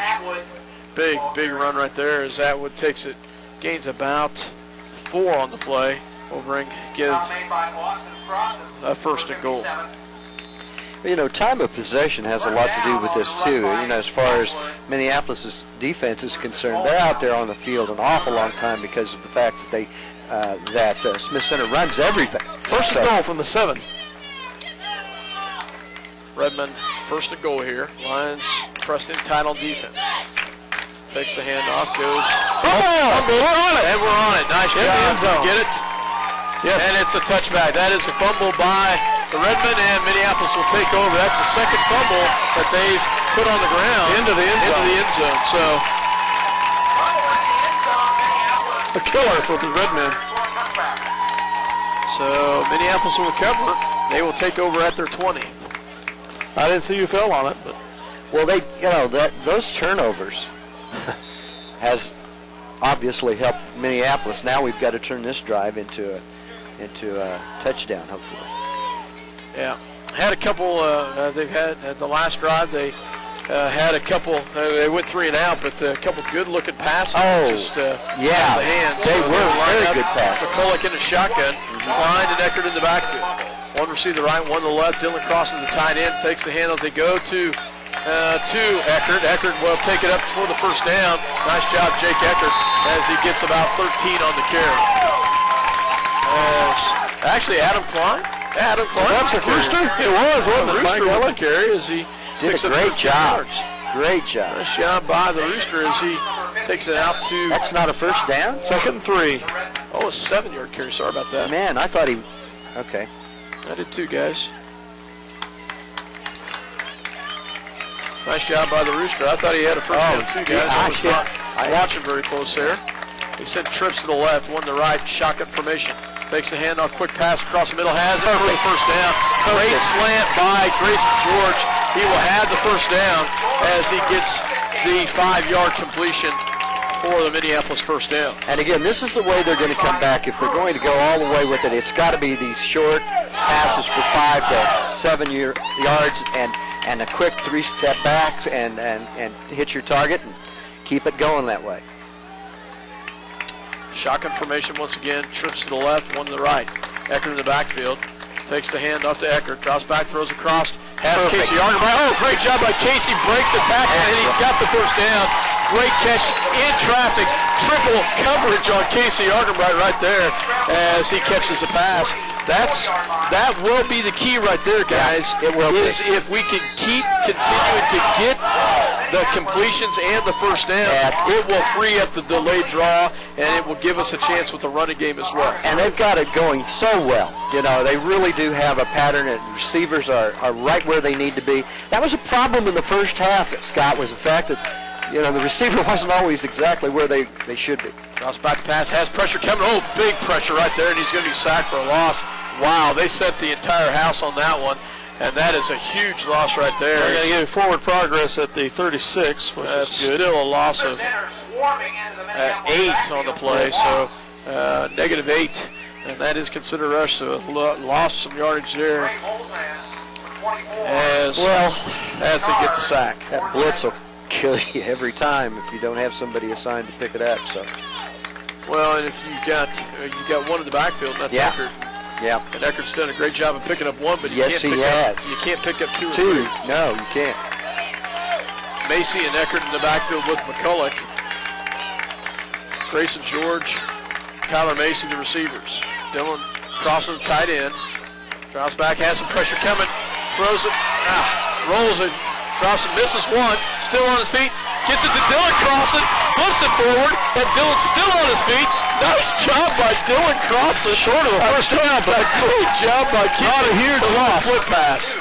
So it's only a 5-yard completion, guys, but that was sure pretty. Well, it was called do what you can with what you got play, because it fell apart and they were on him and he just had enough time to get out of the pocket and toss it to somebody underhanded, as a matter of fact. Forward pass. It was a screenplay set up the entire time. But he had to flush out of the pocket. We don't care how it works as long as it works. 3rd and 14. Here we go. Trips to the left, one to the right.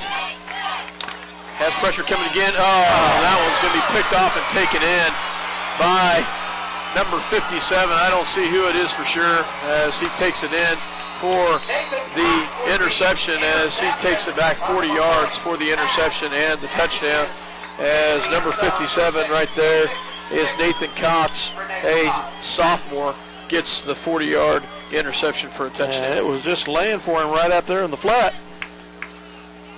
Went right to him. Score now is 27-7 in favor of the Red Men.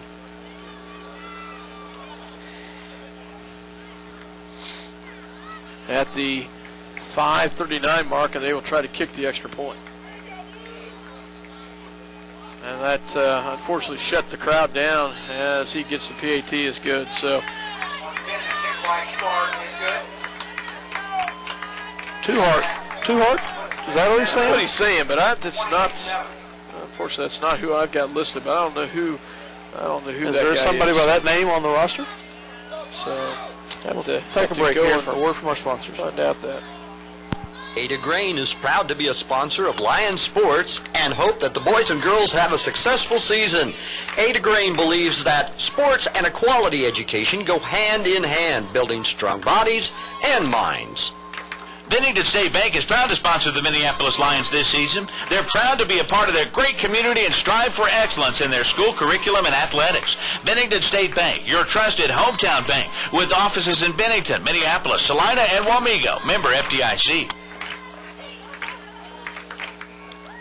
5:39 to go in third quarter. The Lions down by 21 now. We're set to receive the kickoff.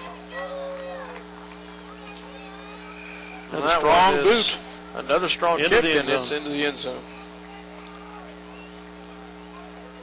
So the Lions will set up on their 20-yard line. So, guys, I'm going to let you take over for just 1 second, okay? See if the Lions can get something positive rolling here.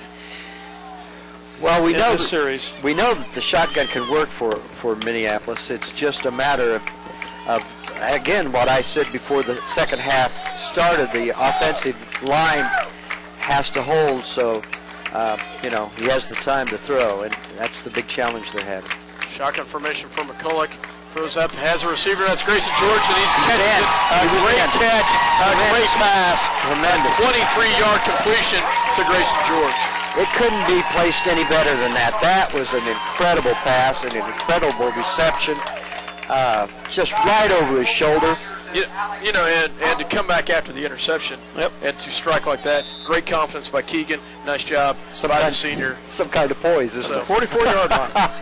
That down is for the line as they get the 24-yard completion. That's saying we're still not out of this game, guys. We're going to give it to you if we can keep it going. Oh, has pressure coming. Oh, wow.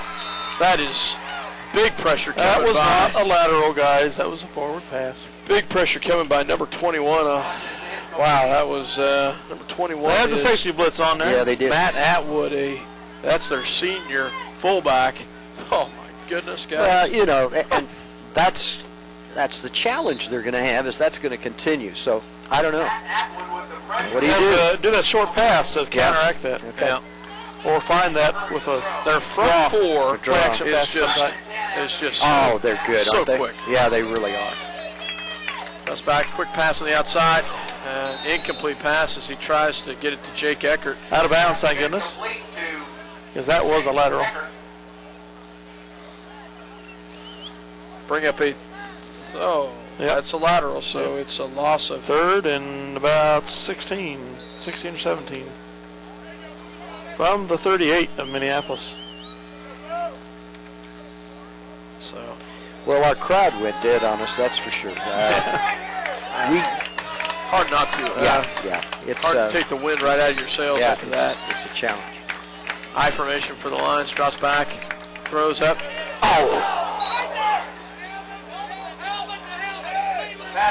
That was a huge, great pass to Grayson George, incomplete, but wow. He threw a bullet. There's no question about that. Just couldn't hold on to it. What a hit there by Colt Rogers as well. So, crowd calling for helmet to helmet. I don't blame him. That was that was very much close to that. Yeah. So, Yoxel will stand at his 25-yard line to punt this ball. Good snap. And that's going to be taken by McNary as blocking the back. You had a good call. There you go. Nice job by the officials. Saw that one. We saw it as well. Blocking the back as Minneapolis. They get it out to the 42-yard line, but the Yellow Hankies sitting at the 34. At the 34, so that'll back them up 10 from that spot, and that will that'll be their worst field positions. No, it will be. Yep. Up 24. If I remember right. Penalty infraction against the Redmen is a block in the back. So all the way down to the 19-yard line to start this drive at 5:07 left in the third quarter. Oh, 15-yarder. That'll bring the ball clear back to the Redmen. 15-yarder.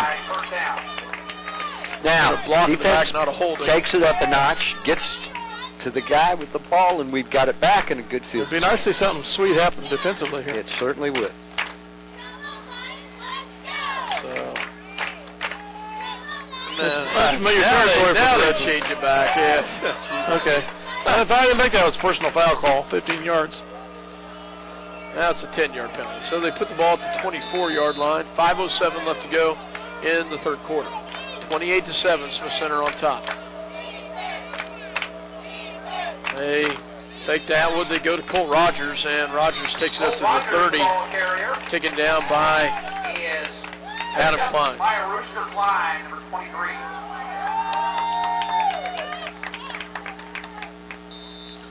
To the line, or the Smith Center 30-yard line. Second and a long 4 coming up. Smith Center will go back under center at the 30, as you said. Lions tight on the defensive side. This time they fake they go to Atwood, and Atwood will be taken down at about the 30, about the 33, 34-yard line, awfully close to a first down. Should be short by a yard. Good stop. The thing I'm finding a problem with is who he's handing off to. They do a great job of that. That's the thing about got to admit it. Smith's about a wishbone offense. It's hard to see who has. Are they going to measure? Of course. And I think they're short by about a half a yard. Yeah, it's short. So.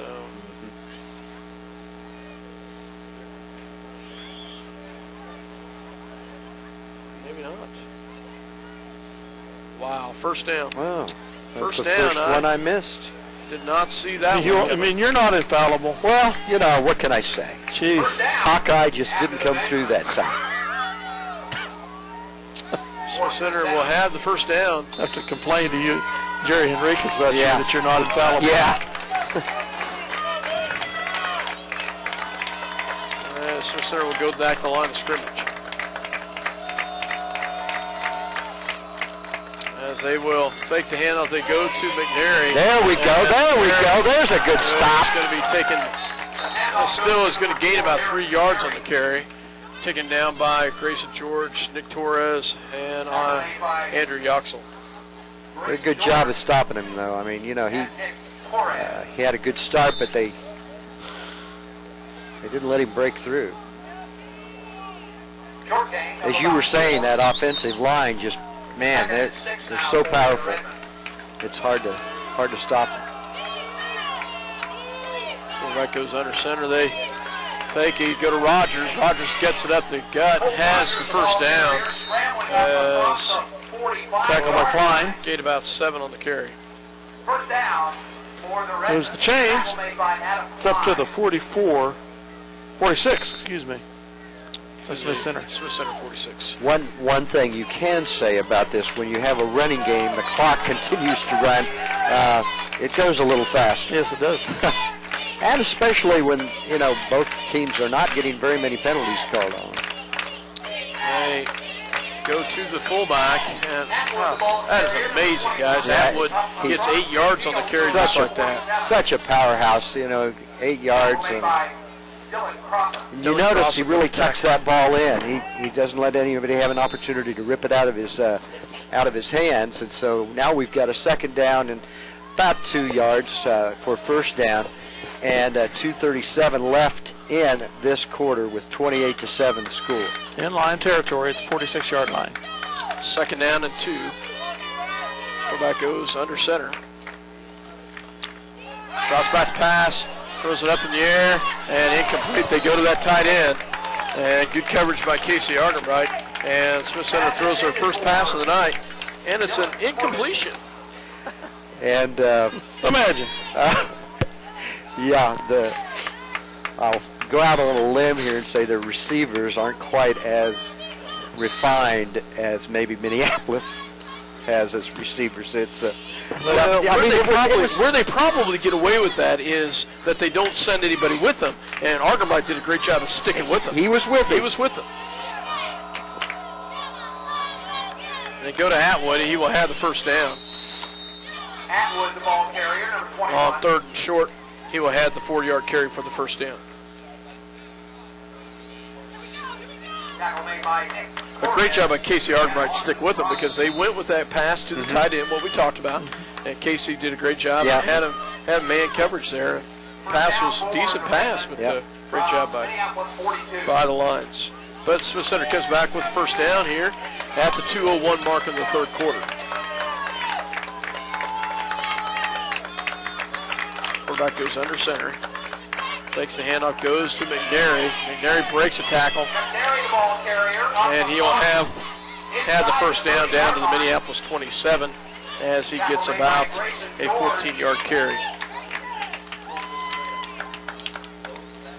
You know what's interesting, guys, is McNary. I was more worried about Colt Rogers, but McNary's has been the one that's kind of their go-to guy, hasn't he? He's been their go-to guy, and he's hasn't touched the ball as much as Colt Rogers, but he's got more yardage. 27-yard line of the Minneapolis Lions, 1st and 10. Minute 30 to go in the quarter. The kid's such a moose, it's hard to stop him. So they go to Atwood. Atwood's going to have the first down. I lost that one. I'm, as I said before, having a hard time keeping track of who he hands off to. Atwood on the outside. Give him a gain of 9 on the play. We'll bring up a Smith Center 2nd and 1. 2nd and 1 at the 18 of Minneapolis in the red zone. Smith Center comes back up under center as Hobbleman, the quarterback, gives it to Colt Rogers, and Rogers will have the first down, but he's taken down on the outside by a barrage of Minneapolis players. We'll have out of bounds, stops the clock. 39-yard carry though. Is that the 10-yard line of the Lions? He must be inside the 10, so they've got 1st and goal. 1st and goal. Good call. 30 seconds left in the third quarter. Come on, the Lions have it! And the Lions do have it. I'll be darned. No, they're indicating that Smith Center still has the ball. They did. Quarterback came up with it. Okay, I thought I saw a blue shirt on that for a second. Darn it. 2nd and 10. 2nd and 10 coming here. Actually, a loss of yardage. Loss of a yard there. 2nd and 11. Second and goal from the 11. Yeah.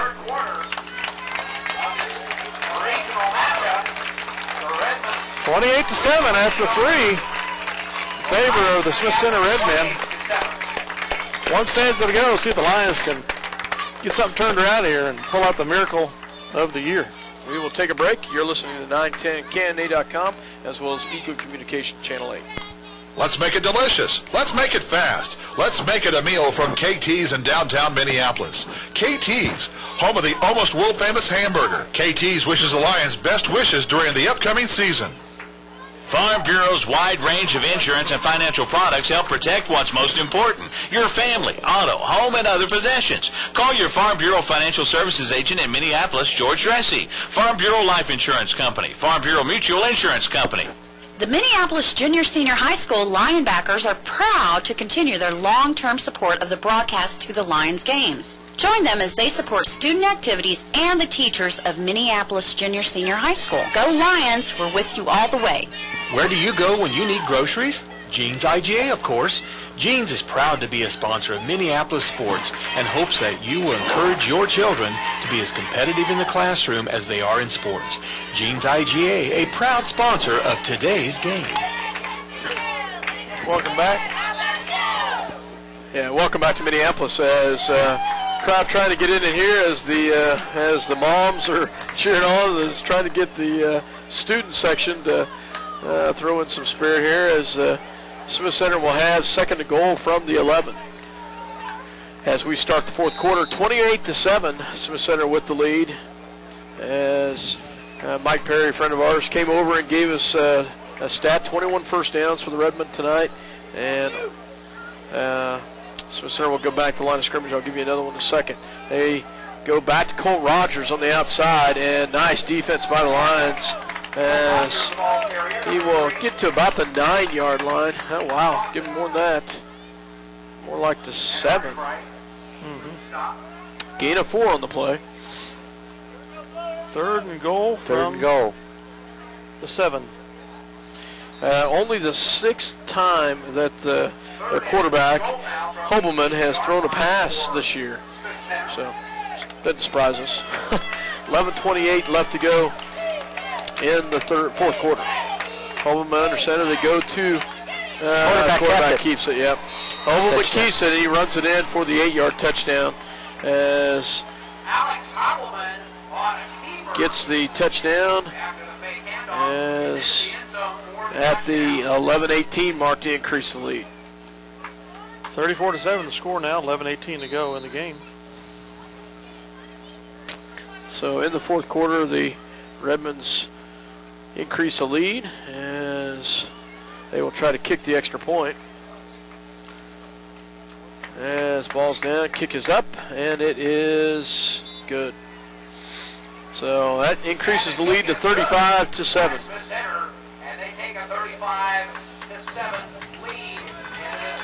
Well, see if we can get some offense rolling here for the Lions. Get some zip back in the game. Take another break for a word from our sponsors. Roth Repair has been a fixture in Minneapolis for some time now. Fixture, get it? Roth Repair can fix, replace, maintain, patch, build, remodel, and mend just about anything. The work is professional and the cost is reasonable. Roth Repair, Minneapolis. Call them today if you need something done right the first time. It's fast, it's furious, and it's fun. It's Minneapolis Raceway. Minneapolis Raceway has brought you exciting races to Central Kansas and will continue the tradition. Minneapolis Raceway will give you and your family some of the most exciting races ever seen. Go Lions! John? This one is going to be returned, guys. Casey Ardenby will get it about the 12-yard line, and he'll be tackled right there at about the 19-yard line. So, just as effective. Yeah. So except you never know. Once you get your hands on it, it might break. So Minneapolis will start. 11-12 left to go in the ball game. Smith Center up. It should be 35-7, not 37-7. So that's our scoreboard too. Yes, I noticed. We're in Minneapolis. I wasn't going to say anything, but yeah. So McCulloch under center, 2 in the backfield. That's Klein in. He drops back to pass. Throws it up in the air. Has Grayson George. Cole Rogers with the interception. And Rogers will bring that back. Oh, nice job by Adam Klein. Wow. There we got it corrected. It's 35-7 now. The center's up with a real good field position here at the Lion 32-yard line. The 1st and 10. 11:04 to go in the game. Yeah, Smith Center will have the ball after Cole Rogers brings it down. What they're doing now is double coverage, and they will have the ball at the 31, Minneapolis 31, as Hobbleman will go under center. Goes to Cole Rogers, and Rogers will go up for about a 4-yard carry to about the 27-yard line. 3-yard gain on the play for Rogers. Well, the lack of a run game here has told on us in the second half. Yeah, it sure has. Number 53. Only 3 rushes for us in the second half so far. Actually, for negative yardage because of the sack. Ball is at the Minneapolis 27. So they will take the ball to Atwood. They'll go to McNary. McNary will have the first down on the right-hand side up to about the 18-yard line. Gain of 9 on the play. Brings up a Smith Center first down. Radke, number 53. Radke with the tackle. It's on the 19-yard line in Minneapolis now. 10:15 to go in the contest. From the Minneapolis 19. As they will come up the line of scrimmage here. 10 minutes left to go in the ball game. Smith Center under center. They'll go to Atwood, and Atwood will be tackled at about the 14-yard line by Dylan Crossan. Gain of about 6 on the play. Excuse me, 5 on the play. Gain of 5 yards. Minneapolis's defense has been out on that field an awful long time. Yeah, they've got to be wearing down a little bit. Well, most of them play both ways too. Yeah, you're right. Under center, they will go back to Atwood.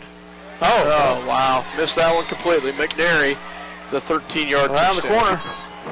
After the fullback 13-yard touchdown run by McNary. McNary into the end zone for 6. At the 9:18 mark. Makes it 41-7 in favor of the Red Men. That's just, that's amazing, guys. Well, what can you say? The Minneapolis Lions knew what they were going to bring to town. They prepared for it as hard as they could. You're right. What can you say? Tries to kick the extra point. Kick is up, and it is good. Smith Center will have a 40. It's supposed to be 42-7. 43 on the long board, but 42 points. must be training a rookie in there. There, it has been changed. It's now correct. We'll take another break for a word from our sponsors. And Shelley Wilson and Wilson Shields Funeral Home offer affordability and dignity. They know that the Minneapolis Lions will have a great season and want to wish them the best. Wilson Shields Funeral Home, our family serving your family. City Pharmacy has brought to you quality professional pharmaceuticals since 1963. Joe and Amber Wool will help you with your medications, durable medical equipment, cosmetics, gifts, and greeting cards. Your hometown pharmacy, City Pharmacy, downtown Minneapolis. Welcome back to Minneapolis here as Smith Center increases their lead 42-7 as they will kick the ball. And this one's kicked, will go into the end zone as goes right by Jake Eckert. And Smith Center will have another touchback. Minneapolis will take over at their 20. They need to get something going offensively, or this could turn real ugly real quick. Yeah. As Lions will come back out the line of scrimmage here. McCulloch will bring his squad up. They'll send Casey Argenbright and Kyler Macy to the right. Grayson George to the left. And Eckert in the backfield with McCulloch in a shotgun. Dylan crossing the tight end on the right-hand side. Cross back, throws across the middle, and intercepted again. And this time by McNary. And McNary is going to take it all the way back to the 12-yard line. Third interception of the night, or fourth? Fourth interception of the night. That one will turn for good yardage to the 15 of Minneapolis. So Smith Center will have it in the red zone here at the 9:08 mark and knocking on the door again. So we'll come back to the line of scrimmage here. They will hand the ball off to Cole Rogers, and Rogers hurdles Adam Klein and takes it down to the 10-yard line. 2nd and 5 coming up. So, you and I were talking about Zach Eaton, the junior for used to be at Bennington. He doesn't play. Transfer rule, he can't until second semester. Can't. Okay. Other than junior varsity. Okay. Wrestling is what they brought him there for. Yeah. So, that's going to be in for a touchdown. No. On about the half-yard line. As Atwood gets the 9-yard carry.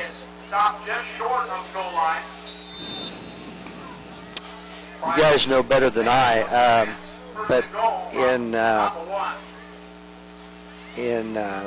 the playoffs, or any regular season game, if they get a 40-point lead, doesn't the clock continue to run? That's our league. Yeah. Okay. It's our league. It's not in the playoffs, though. Okay. Unless both coaches agreed to it prior to the game. As they go in for the touchdown to make it a 48-0 lead. I didn't see who scored there.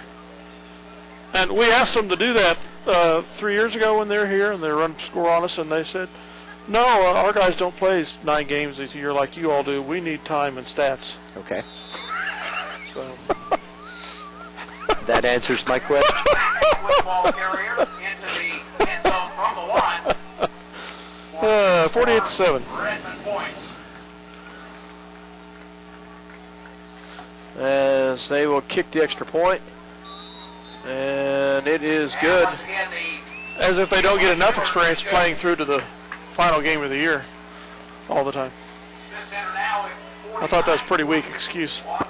Anyway, 49-7, 8:02 to go here in the contest. And I said it once, I'll say it again. The Lions desperately need to get something going offensively. We'll be back.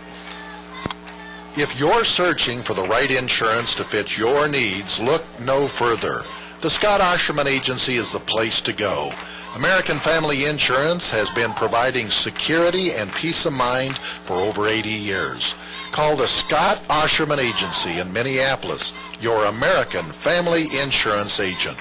At Robertson Monument, they believe that supporting community activities are very important. That's why they're sponsors of Lions Sports. Minneapolis is a great town to live in, and Robertson Monument hopes you make it to as many games as possible. Welcome back as Smith Center will kick and will go into the end zone again. and a high moving kick goes into the end zone. Will be a place at the 20. Will bring the ball out to the 20. So First down, McCulloch will bring his squad back out here. McCulloch is last two passes been interceptions. It's got to be weighing on him a little bit in his head. He's got to just shake it out and just keep going. It's not It's not as if they haven't thrown it before. You know, you just keep going. Get better. Shotgun formation. Klein and Eckert to the backfield. They will go to Adam Klein. Adam Klein, ball carrier. As he will get about 3 yards on the carry. 2nd and 7 coming up from the Lion 23. Gain of about 3 yards on the run. 7:42 left to go in the ball game. 49-7. As they will send Grayson George to the right, Casey Armbright and Kyler Mason to the left. Shotgun formation for McCulloch. Fakes the handoff, drops back, throws up and intercepted again. Triple coverage. Man, triple coverage right there. I saw that coming all the way. He should have either dumped it over the sideline or something, but he was trying to force that pass. That's all there is to it. It was, you know. I'll tell you, at Smith Center, what they did at halftime is they made some huge adjustments on the passing game. Yes, they did. And no question about that. They changed their defense around or something because, wow, they have just a huge adjustment in the second half. First and 10 at the Lion 27. Well, and that's why they've got the record they have. I mean, you know, these kids play the same kind of game every year for let's face an exceptional coach and exceptional program. Yeah, great program. So, you know, what can you say?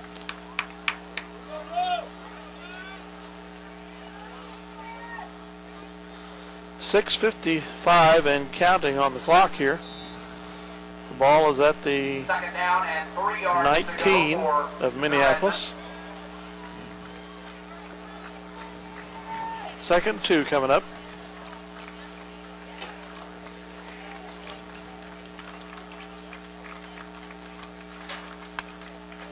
As Smith Center will take it up to about the 20-yard line. Now, a question for you guys, because I have not seen either one of these teams play, but has Smith Center continued to keep their first pretty much. liners? Yeah. So I probably will till the last 2 or 3 minutes. they just brought Cole Rogers out. So Rogers is out. They've got a different halfback in there, number 6. But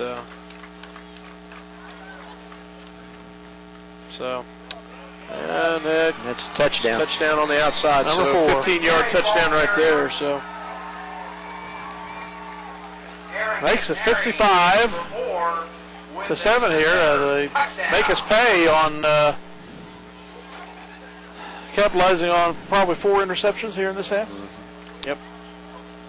If not without a direct touchdown off the interception followed shortly thereafter.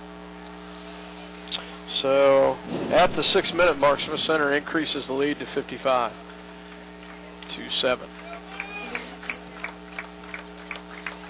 And ball's down, kick is up, and that is just one heck of a kicker. Damone Shebart. I finally understood the name. Well, that's the name I have been trying to talk about. Damone Shebart. And he is, no, that's not, guys. That's not who Damone Shebart. I don't see him anywhere on the roster. I have no idea. No, I don't either. So he's not here on this roster anyway. So 6 minutes to go. The Lions trail big after 21-7 at half. It's 56-7. The turnovers have killed us, and the lack of a run game have complemented it here in the second half. Lions set to receive again here.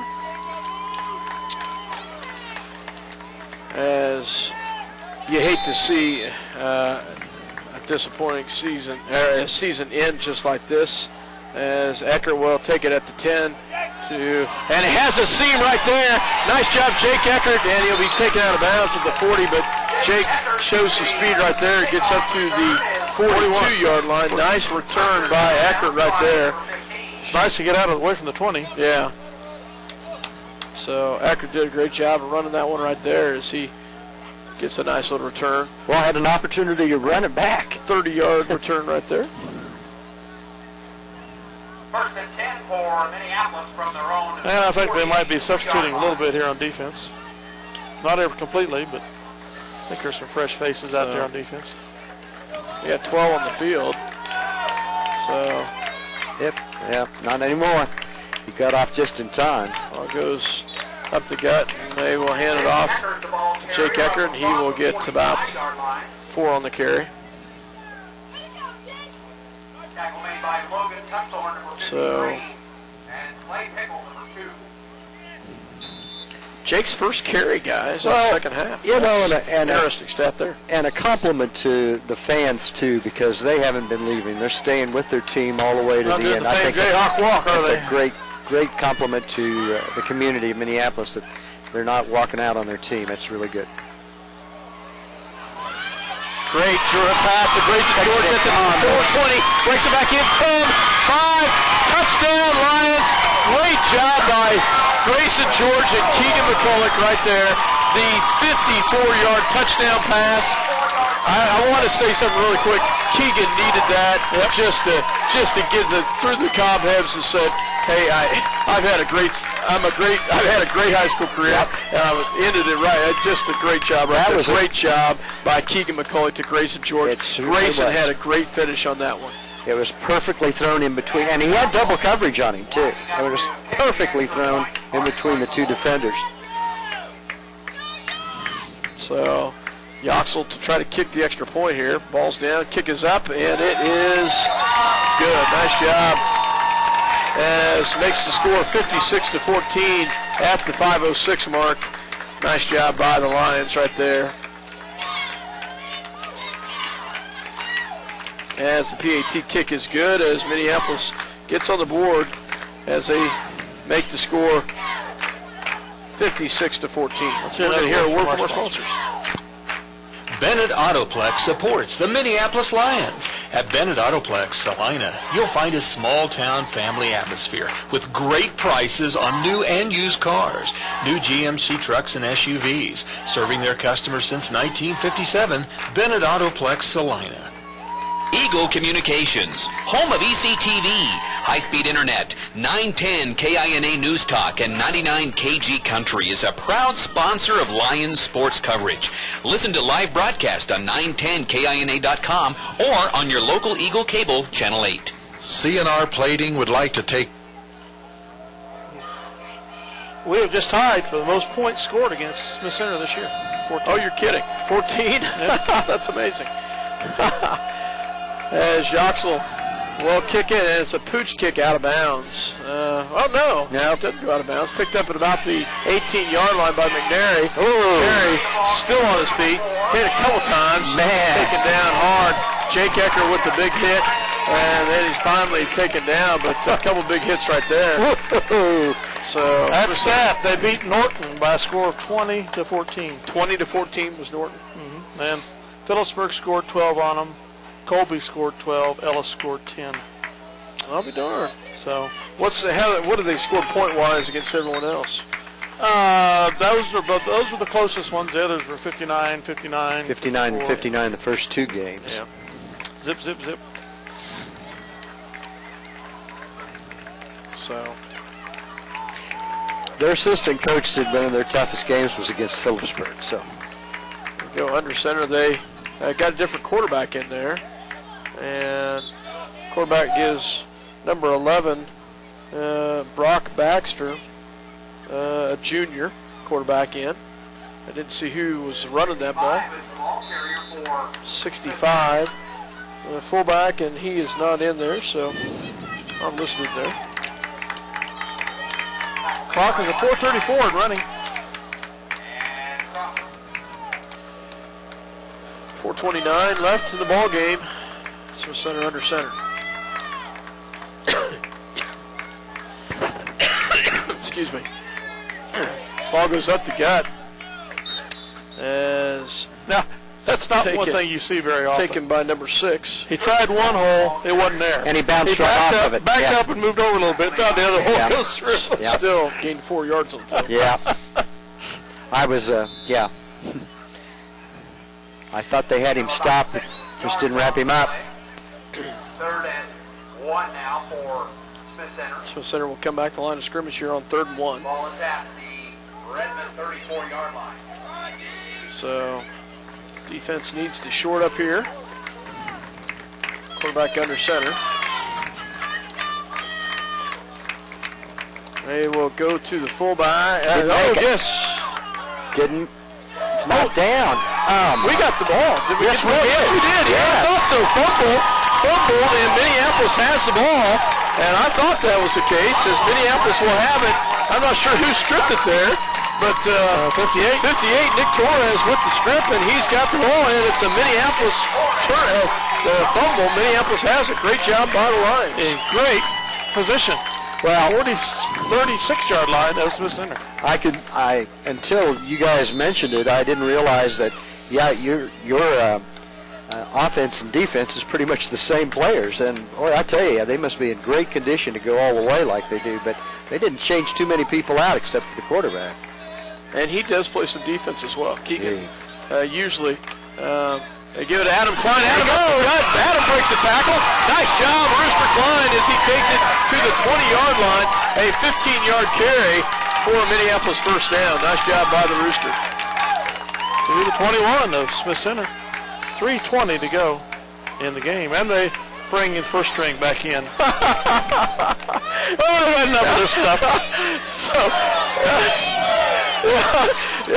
Smith Center. We're not going to let the most points on us that have been scored. Another touchdown on them. So let's bring in our first string again, and that's exactly what they did. Their first string defense comes back in. That's a compliment. Shotgun formation for McCulloch. Fakes it, gives it to Garrett Lott, and Garrett Lott with his first carry gets it back to the line of scrimmage for no gain. As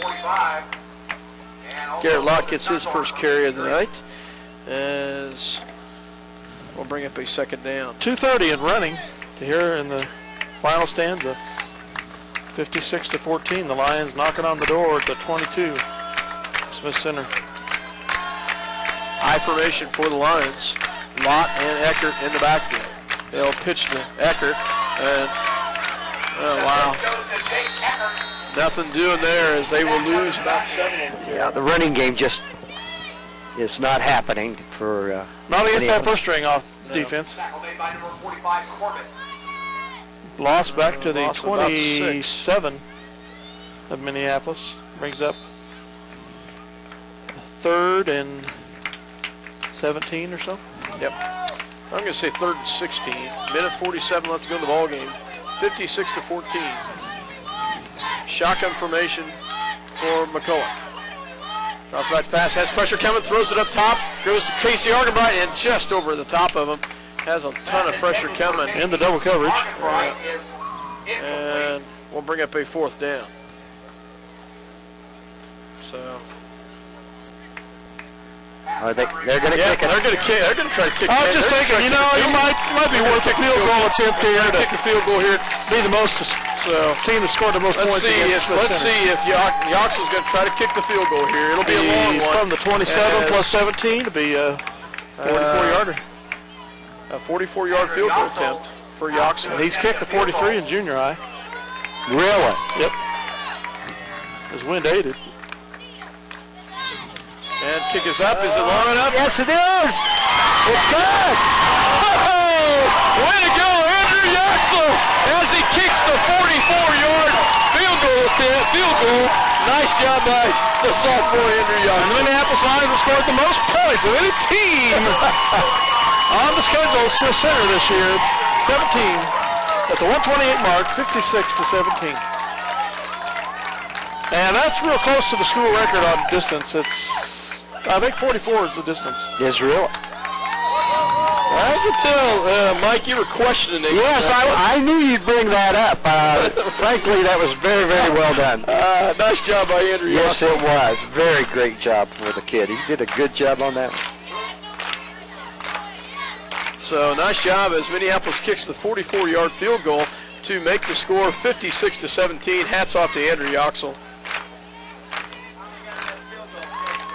As Mike comes in and says we finally got that field goal, and we did. Nice job by Yoxel there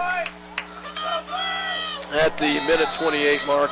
And hats off to that young man. Andrew Yoxel's a great kid, fundamentally sound kid that plays a lot of different positions. Yoxel kicks it towards the out of bounds. It's going to be taken. It's going to go out of bounds. That will bring it back, and I'm sure they'll make us out at the 14-yard line. Actually, they're not. They're just going to bring their offense in. So. And they bring the first team offense back in. I don't know. It looks like it. Yeah. Looks like it. So. 1:28 to go. Yet they brought their first team offense back in. My God, you scored a field goal on us, so we're going to run it down your throats. Gonna try anyway. So nice shot. Minute 28 left to go. It's pretty exciting the fact that we scored 17 points against them. So they go up the gut, and jeez, Pete. Big hole right there. It's 65 yards. Up the gut, and Aaron McNary, the ball carrier, up the middle into the end zone for another. Yeah, that's just pathetic. 62-17, 1:17 to go. At the minute 17 mark, and that's pathetic. 62-17. That's when I don't like Smith Center. Of course, I don't like Smith Center, period, but I'll tell you, that's pretty pathetic. That's no worse than Beloit. Touchdown pass, 2 seconds to go last year at halftime. So, extra point is good to make the score 63-17. With the point after. I think they'll short kick it on offense kickoff here. I don't know. Let's take another break. This time to thank their many friends and customers for making their business what it is today. Kevin also wants to wish the Minneapolis Lions a great season. C&R Plating, a Lions sports backer. The State Bank of Delphus and the Ottawa County Bank in Minneapolis are locally owned community banks, committed to making your banking experience as easy and personal as possible. Member FDIC, equal housing lender. Welcome back to Minneapolis, and 63-17 in Smith Center had put their second string in, and we scored against them. So he turns around and puts his first string back in to score the long touchdown, and then they will kick it through the end zone, into the end zone, and Be interesting to see how far that kid can kick a field goal from.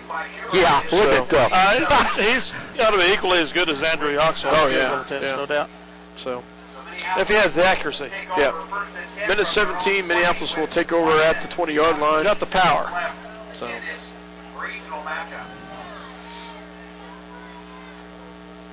as they'll come up here.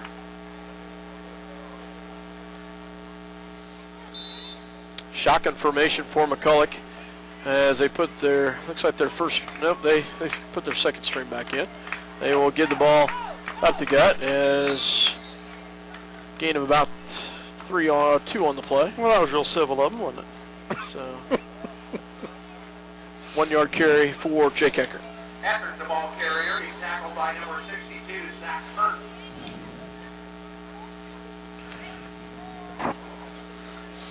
So 53 seconds and counting here. they'll send Grayson George to the left. I formation, Eckert and Klein in the backfield. Casey Argenbright to the right. Dylan Crossan, the tight end, on the right-hand side. And it goes to Eckert again. And will be tackled at about the 20. No gain. Eckert, the ball carrier. So this game should be the history, end of the right? game. Yep, I'd say at that's gonna 18 be seconds left. That's So- going to be it. So Teammates are congratulating one another on a good season. yeah, you know, Final score will be 63-17 here tonight. This regional playoff game, Class 2A, Minneapolis.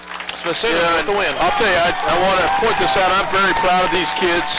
It was a tough, tall order to try to come in and take care of the Smith Center team. But I'll tell you, I'm proud of our kids. They did a great job. They come up with a loss, but I'm very proud of these kids, guys, and nothing to hang your heads up. Oh, no. 17 points against this Smith Center team, and Dale, you say they will lose before they get to this. They will not make the state title game. But I'll tell you, Dale, they until somebody knocks them off, they're still. That's right. They're still the five-time defending state champion. So they increased their win streak to 77 as Smith Center will come away with the victory and move on to play Meade, and Minneapolis will end their season. No, it'll be at Smith Center. No. Okay. It's the furthest most west team. Except will host if Meade has had a home game and Smith Center has not, then there is a formula in there, Dale. Well, their assistant coach says they're at home. So yeah, I think because they have not been at home they were not home last week. If they would have been, they won their district, so they would have held home game. Okay, they were home last week. They traveled this week. Yeah. So, the state rules say they're at Meade next week. Okay. So, needless to say, Smith Center comes away with the victory. Minneapolis will end their season, but I'll tell you, hats off to these kids from Minneapolis. They end their season 7-4, but just a tremendous season for these kids. Regional runner-up award to the Minneapolis Lions. So Lions received the regional runner-up, and I've enjoyed this season broadcasting these kids. It's a great group of kids, and I hate to see it end, but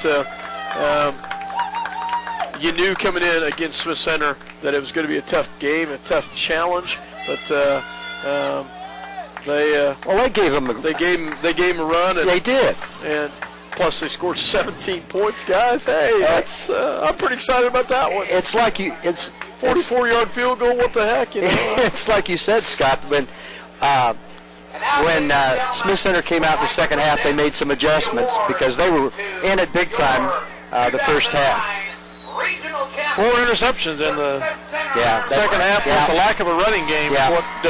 Because the first half they gave them a heck of a really good game. They were in it all the way. And they really only had 2 long touchdown plays.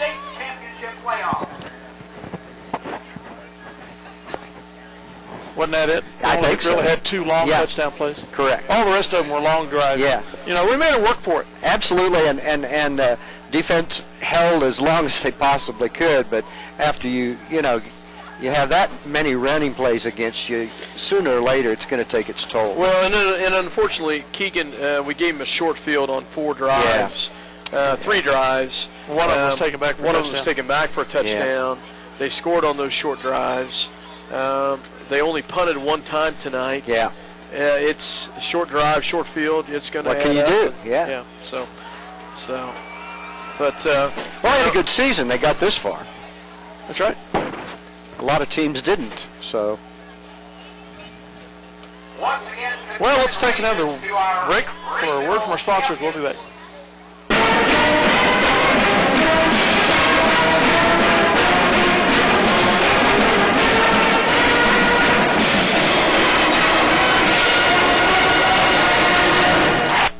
Welcome back to Minneapolis. First of all, I want to say thanks to Mike Farmer for helping us out tonight as Minneapolis loses tonight against the Smith Center Redmen 63-17. Run through just a little bit of stats here.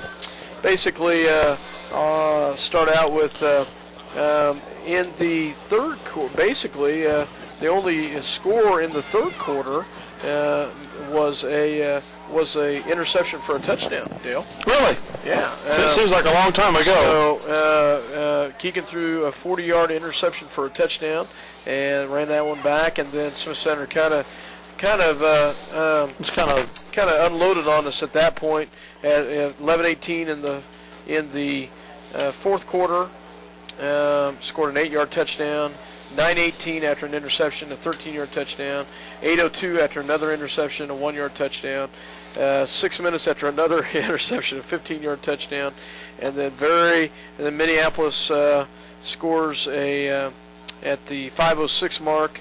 They get a 54-yard touchdown completion from Keegan to Grayson George, and I'm glad that Grayson and Keegan ended it on that one right there as they get the touchdown. And point after attempt was good. And then with 1:28 left after a fumble, Andrew Yoxel kicks a 44-yard field goal, his first of the season. Might have tied a school record. I'll have to go home and check that. And puts Minneapolis down at that point by a score of 56-17. And then they turn around. Smith Center turns around and puts their varsity back in with 1:17 left. And they run a 65-yard touchdown run, and the PAT kick was good. Every touchdown tonight by both squads, PAT kick was good as just a phenomenal kicking night for both kickers. But Smith Center ends the night with the 63-17 victory. 31 rushes for Smith Center in the second half, 265 all total yards. Their big carry was Aaron McNary had over 200 yards at least. I didn't add it up, but had a big night. For Minneapolis, passing-wise, 6 for 14 in the second half for 105 yards. All those completions, 4 of those completions were to Grayson George. Grayson had a big night tonight, had over 140 yards receiving, and had a great night tonight. Rushing-wise, 9 carries for 10 yards. That's phenomenal in itself. Very few times have the Lions been shut out on a running game this year, and hats off to the Smith Center defense. Oh, yeah. They were able to get that kind of a result, and it left us having to pass to survive. And usually when that happens against a strong team, interceptions are going to occur. And that's exactly what happened in the second half. Yeah. Hats off to the Smith Center team. They are phenomenal. They have a program that is just unheard of, and they get to move on to take on Meade next week. And Minneapolis ends their season, but a great season it was, Dale. 7-4 overall, and they finished one amongst probably the top 4 or 5 teams of the decade for the Lions in the 10 years that we've been broadcasting these games for you, and that's the best decade in Minneapolis high school history for football. Yeah, and these kids, great year for these kids. We lose Keegan next year. Lose Keegan, we lose Adam Klein, we lose Austin Crossan, we lose the Moody boy. Yeah, we lose. I'm probably leaving somebody out, and I'll get in trouble here, and I apologize for that, but we're losing an awful lot of good players. But, of course, that happens every year, and we've got a lot of good young kids coming up. And we're going to have to, but one of the big things is going to be Nick Torres. Find Charlie Lynn. Charlie Lynn. Find a quarterback for next year. Tyler Davis. Yeah, that will be the big question right there. And, you have a young sophomore in a freshman, Matt Comfort. He'll be a sophomore next year. You have Grayson George, which was a quarterback in his days in junior high, but you hate to take him out of as a receiver. And you have also Andrew Yoxel, which I think just would be a tremendous. It'll be between him, George, and Comfort next year for quarterback, and I'm sure they'll want to keep George as a receiver if they can. I would think so. But needless to say, Lions had a great season. It ends tonight, Dale, but hats off to these kids.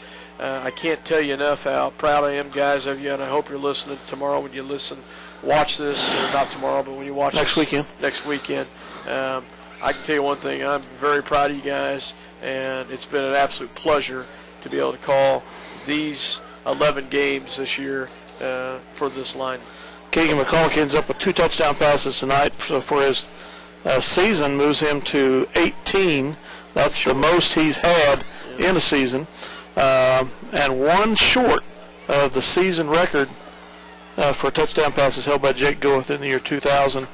Other than that and the longest pass completion for a touchdown, those are the only passing records that Keegan McCulloch doesn't own in the Minneapolis record book. After playing roughly 3.5 seasons, maybe a little longer, as starting quarterback for the Lions, this is his 4th postseason experience.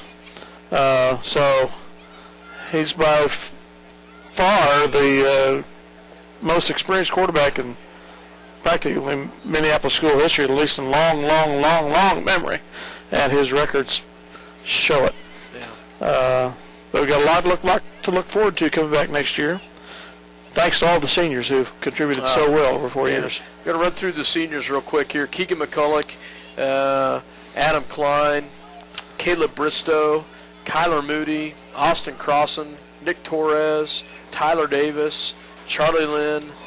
Seniors, I want to thank you guys for playing at Minneapolis High School and just a great career. Thank you guys for that. All the blood, sweat, and tears and great effort. And I look forward to you underclassmen coming back next year and bringing on the Lion tradition and Lion pride that we've kind of started to develop here with this football program. And hats off to these kids. Special thanks to the parents, to the sponsors throughout the year that have put us on. And Dale, you and I unfortunately have a break now. Not much. A couple weeks. Well, yes and no. Next season, junior high basketball annual tournament starts, and next week the school play. Well, I have a little break. You have a little break. I have a little break. First varsity basketball tournament won't be till December. Well, won't be till December, so I have a little break. But you're right, Dale. Now you could, if you want. I won't be here for the grade school performance of the Veterans Day program next Thursday. If you want to run the camera. My daughter's in it. I know. What kind of excuse is that? You've seen me do the video. I tried to do video and play-by-play early in the year. No play-by-play. No play-by-play. All you have to do is shoot. I didn't do so well on that one. So, special thanks to also to the coaches. Yes. I want to just to Jerry Meck, Jeff Giles, John Darrow, Matt Smith, as well as all the support staff that is involved here. Hats off to this Minneapolis squad. I hate to see the season end, and I hate to see these seniors. It always has to end sometime. It does. As Sacred Heart said, the coach said, well, hey, we won the last game of the year for once when we won the 9th game, in their 9th game to finish the season. And so that's always nice when every other year you lose in the playoffs, But it's nice to be able to go to the playoffs and win a game and start to advance in. And hey, we got a big thing next year, district with Beloit and Smith Center. Yeah, we will see them so again. we're going to have to learn how to strap up our shoes here and play big. We will see Smith Center again for the next 2 years as they move to 3A and we move to 3A, and so unfortunately we will see them again come next year. So we'll see you in basketball season in about 3 weeks, 3 to 4 weeks, I guess. Otherwise, Scott's going to have a break, and I'll continue on. Well, Dale, thank you very much for a great season. Thank you for letting me be a part of it, and I appreciate it, buddy. I greatly appreciate it. Thank you to all the folks that have helped us: Mike Perry, Mike Farmer, Dave Rupert, Lyle Davidson. Guys, we greatly appreciate that as well. And don't forget, folks, you can always step up to the plate and help us out. Absolutely. Mike Perry and myself and Dale will be here for basketball, but if you're interested, we would love to have you. But need somebody to work with wrestling. Hint, hint, hint. Yes, absolutely. Need somebody to at least film. So thanks again, folks, and we look forward to having you in basketball season. Thanks for having us in your home all year here in football. Yeah. Good night from Minneapolis.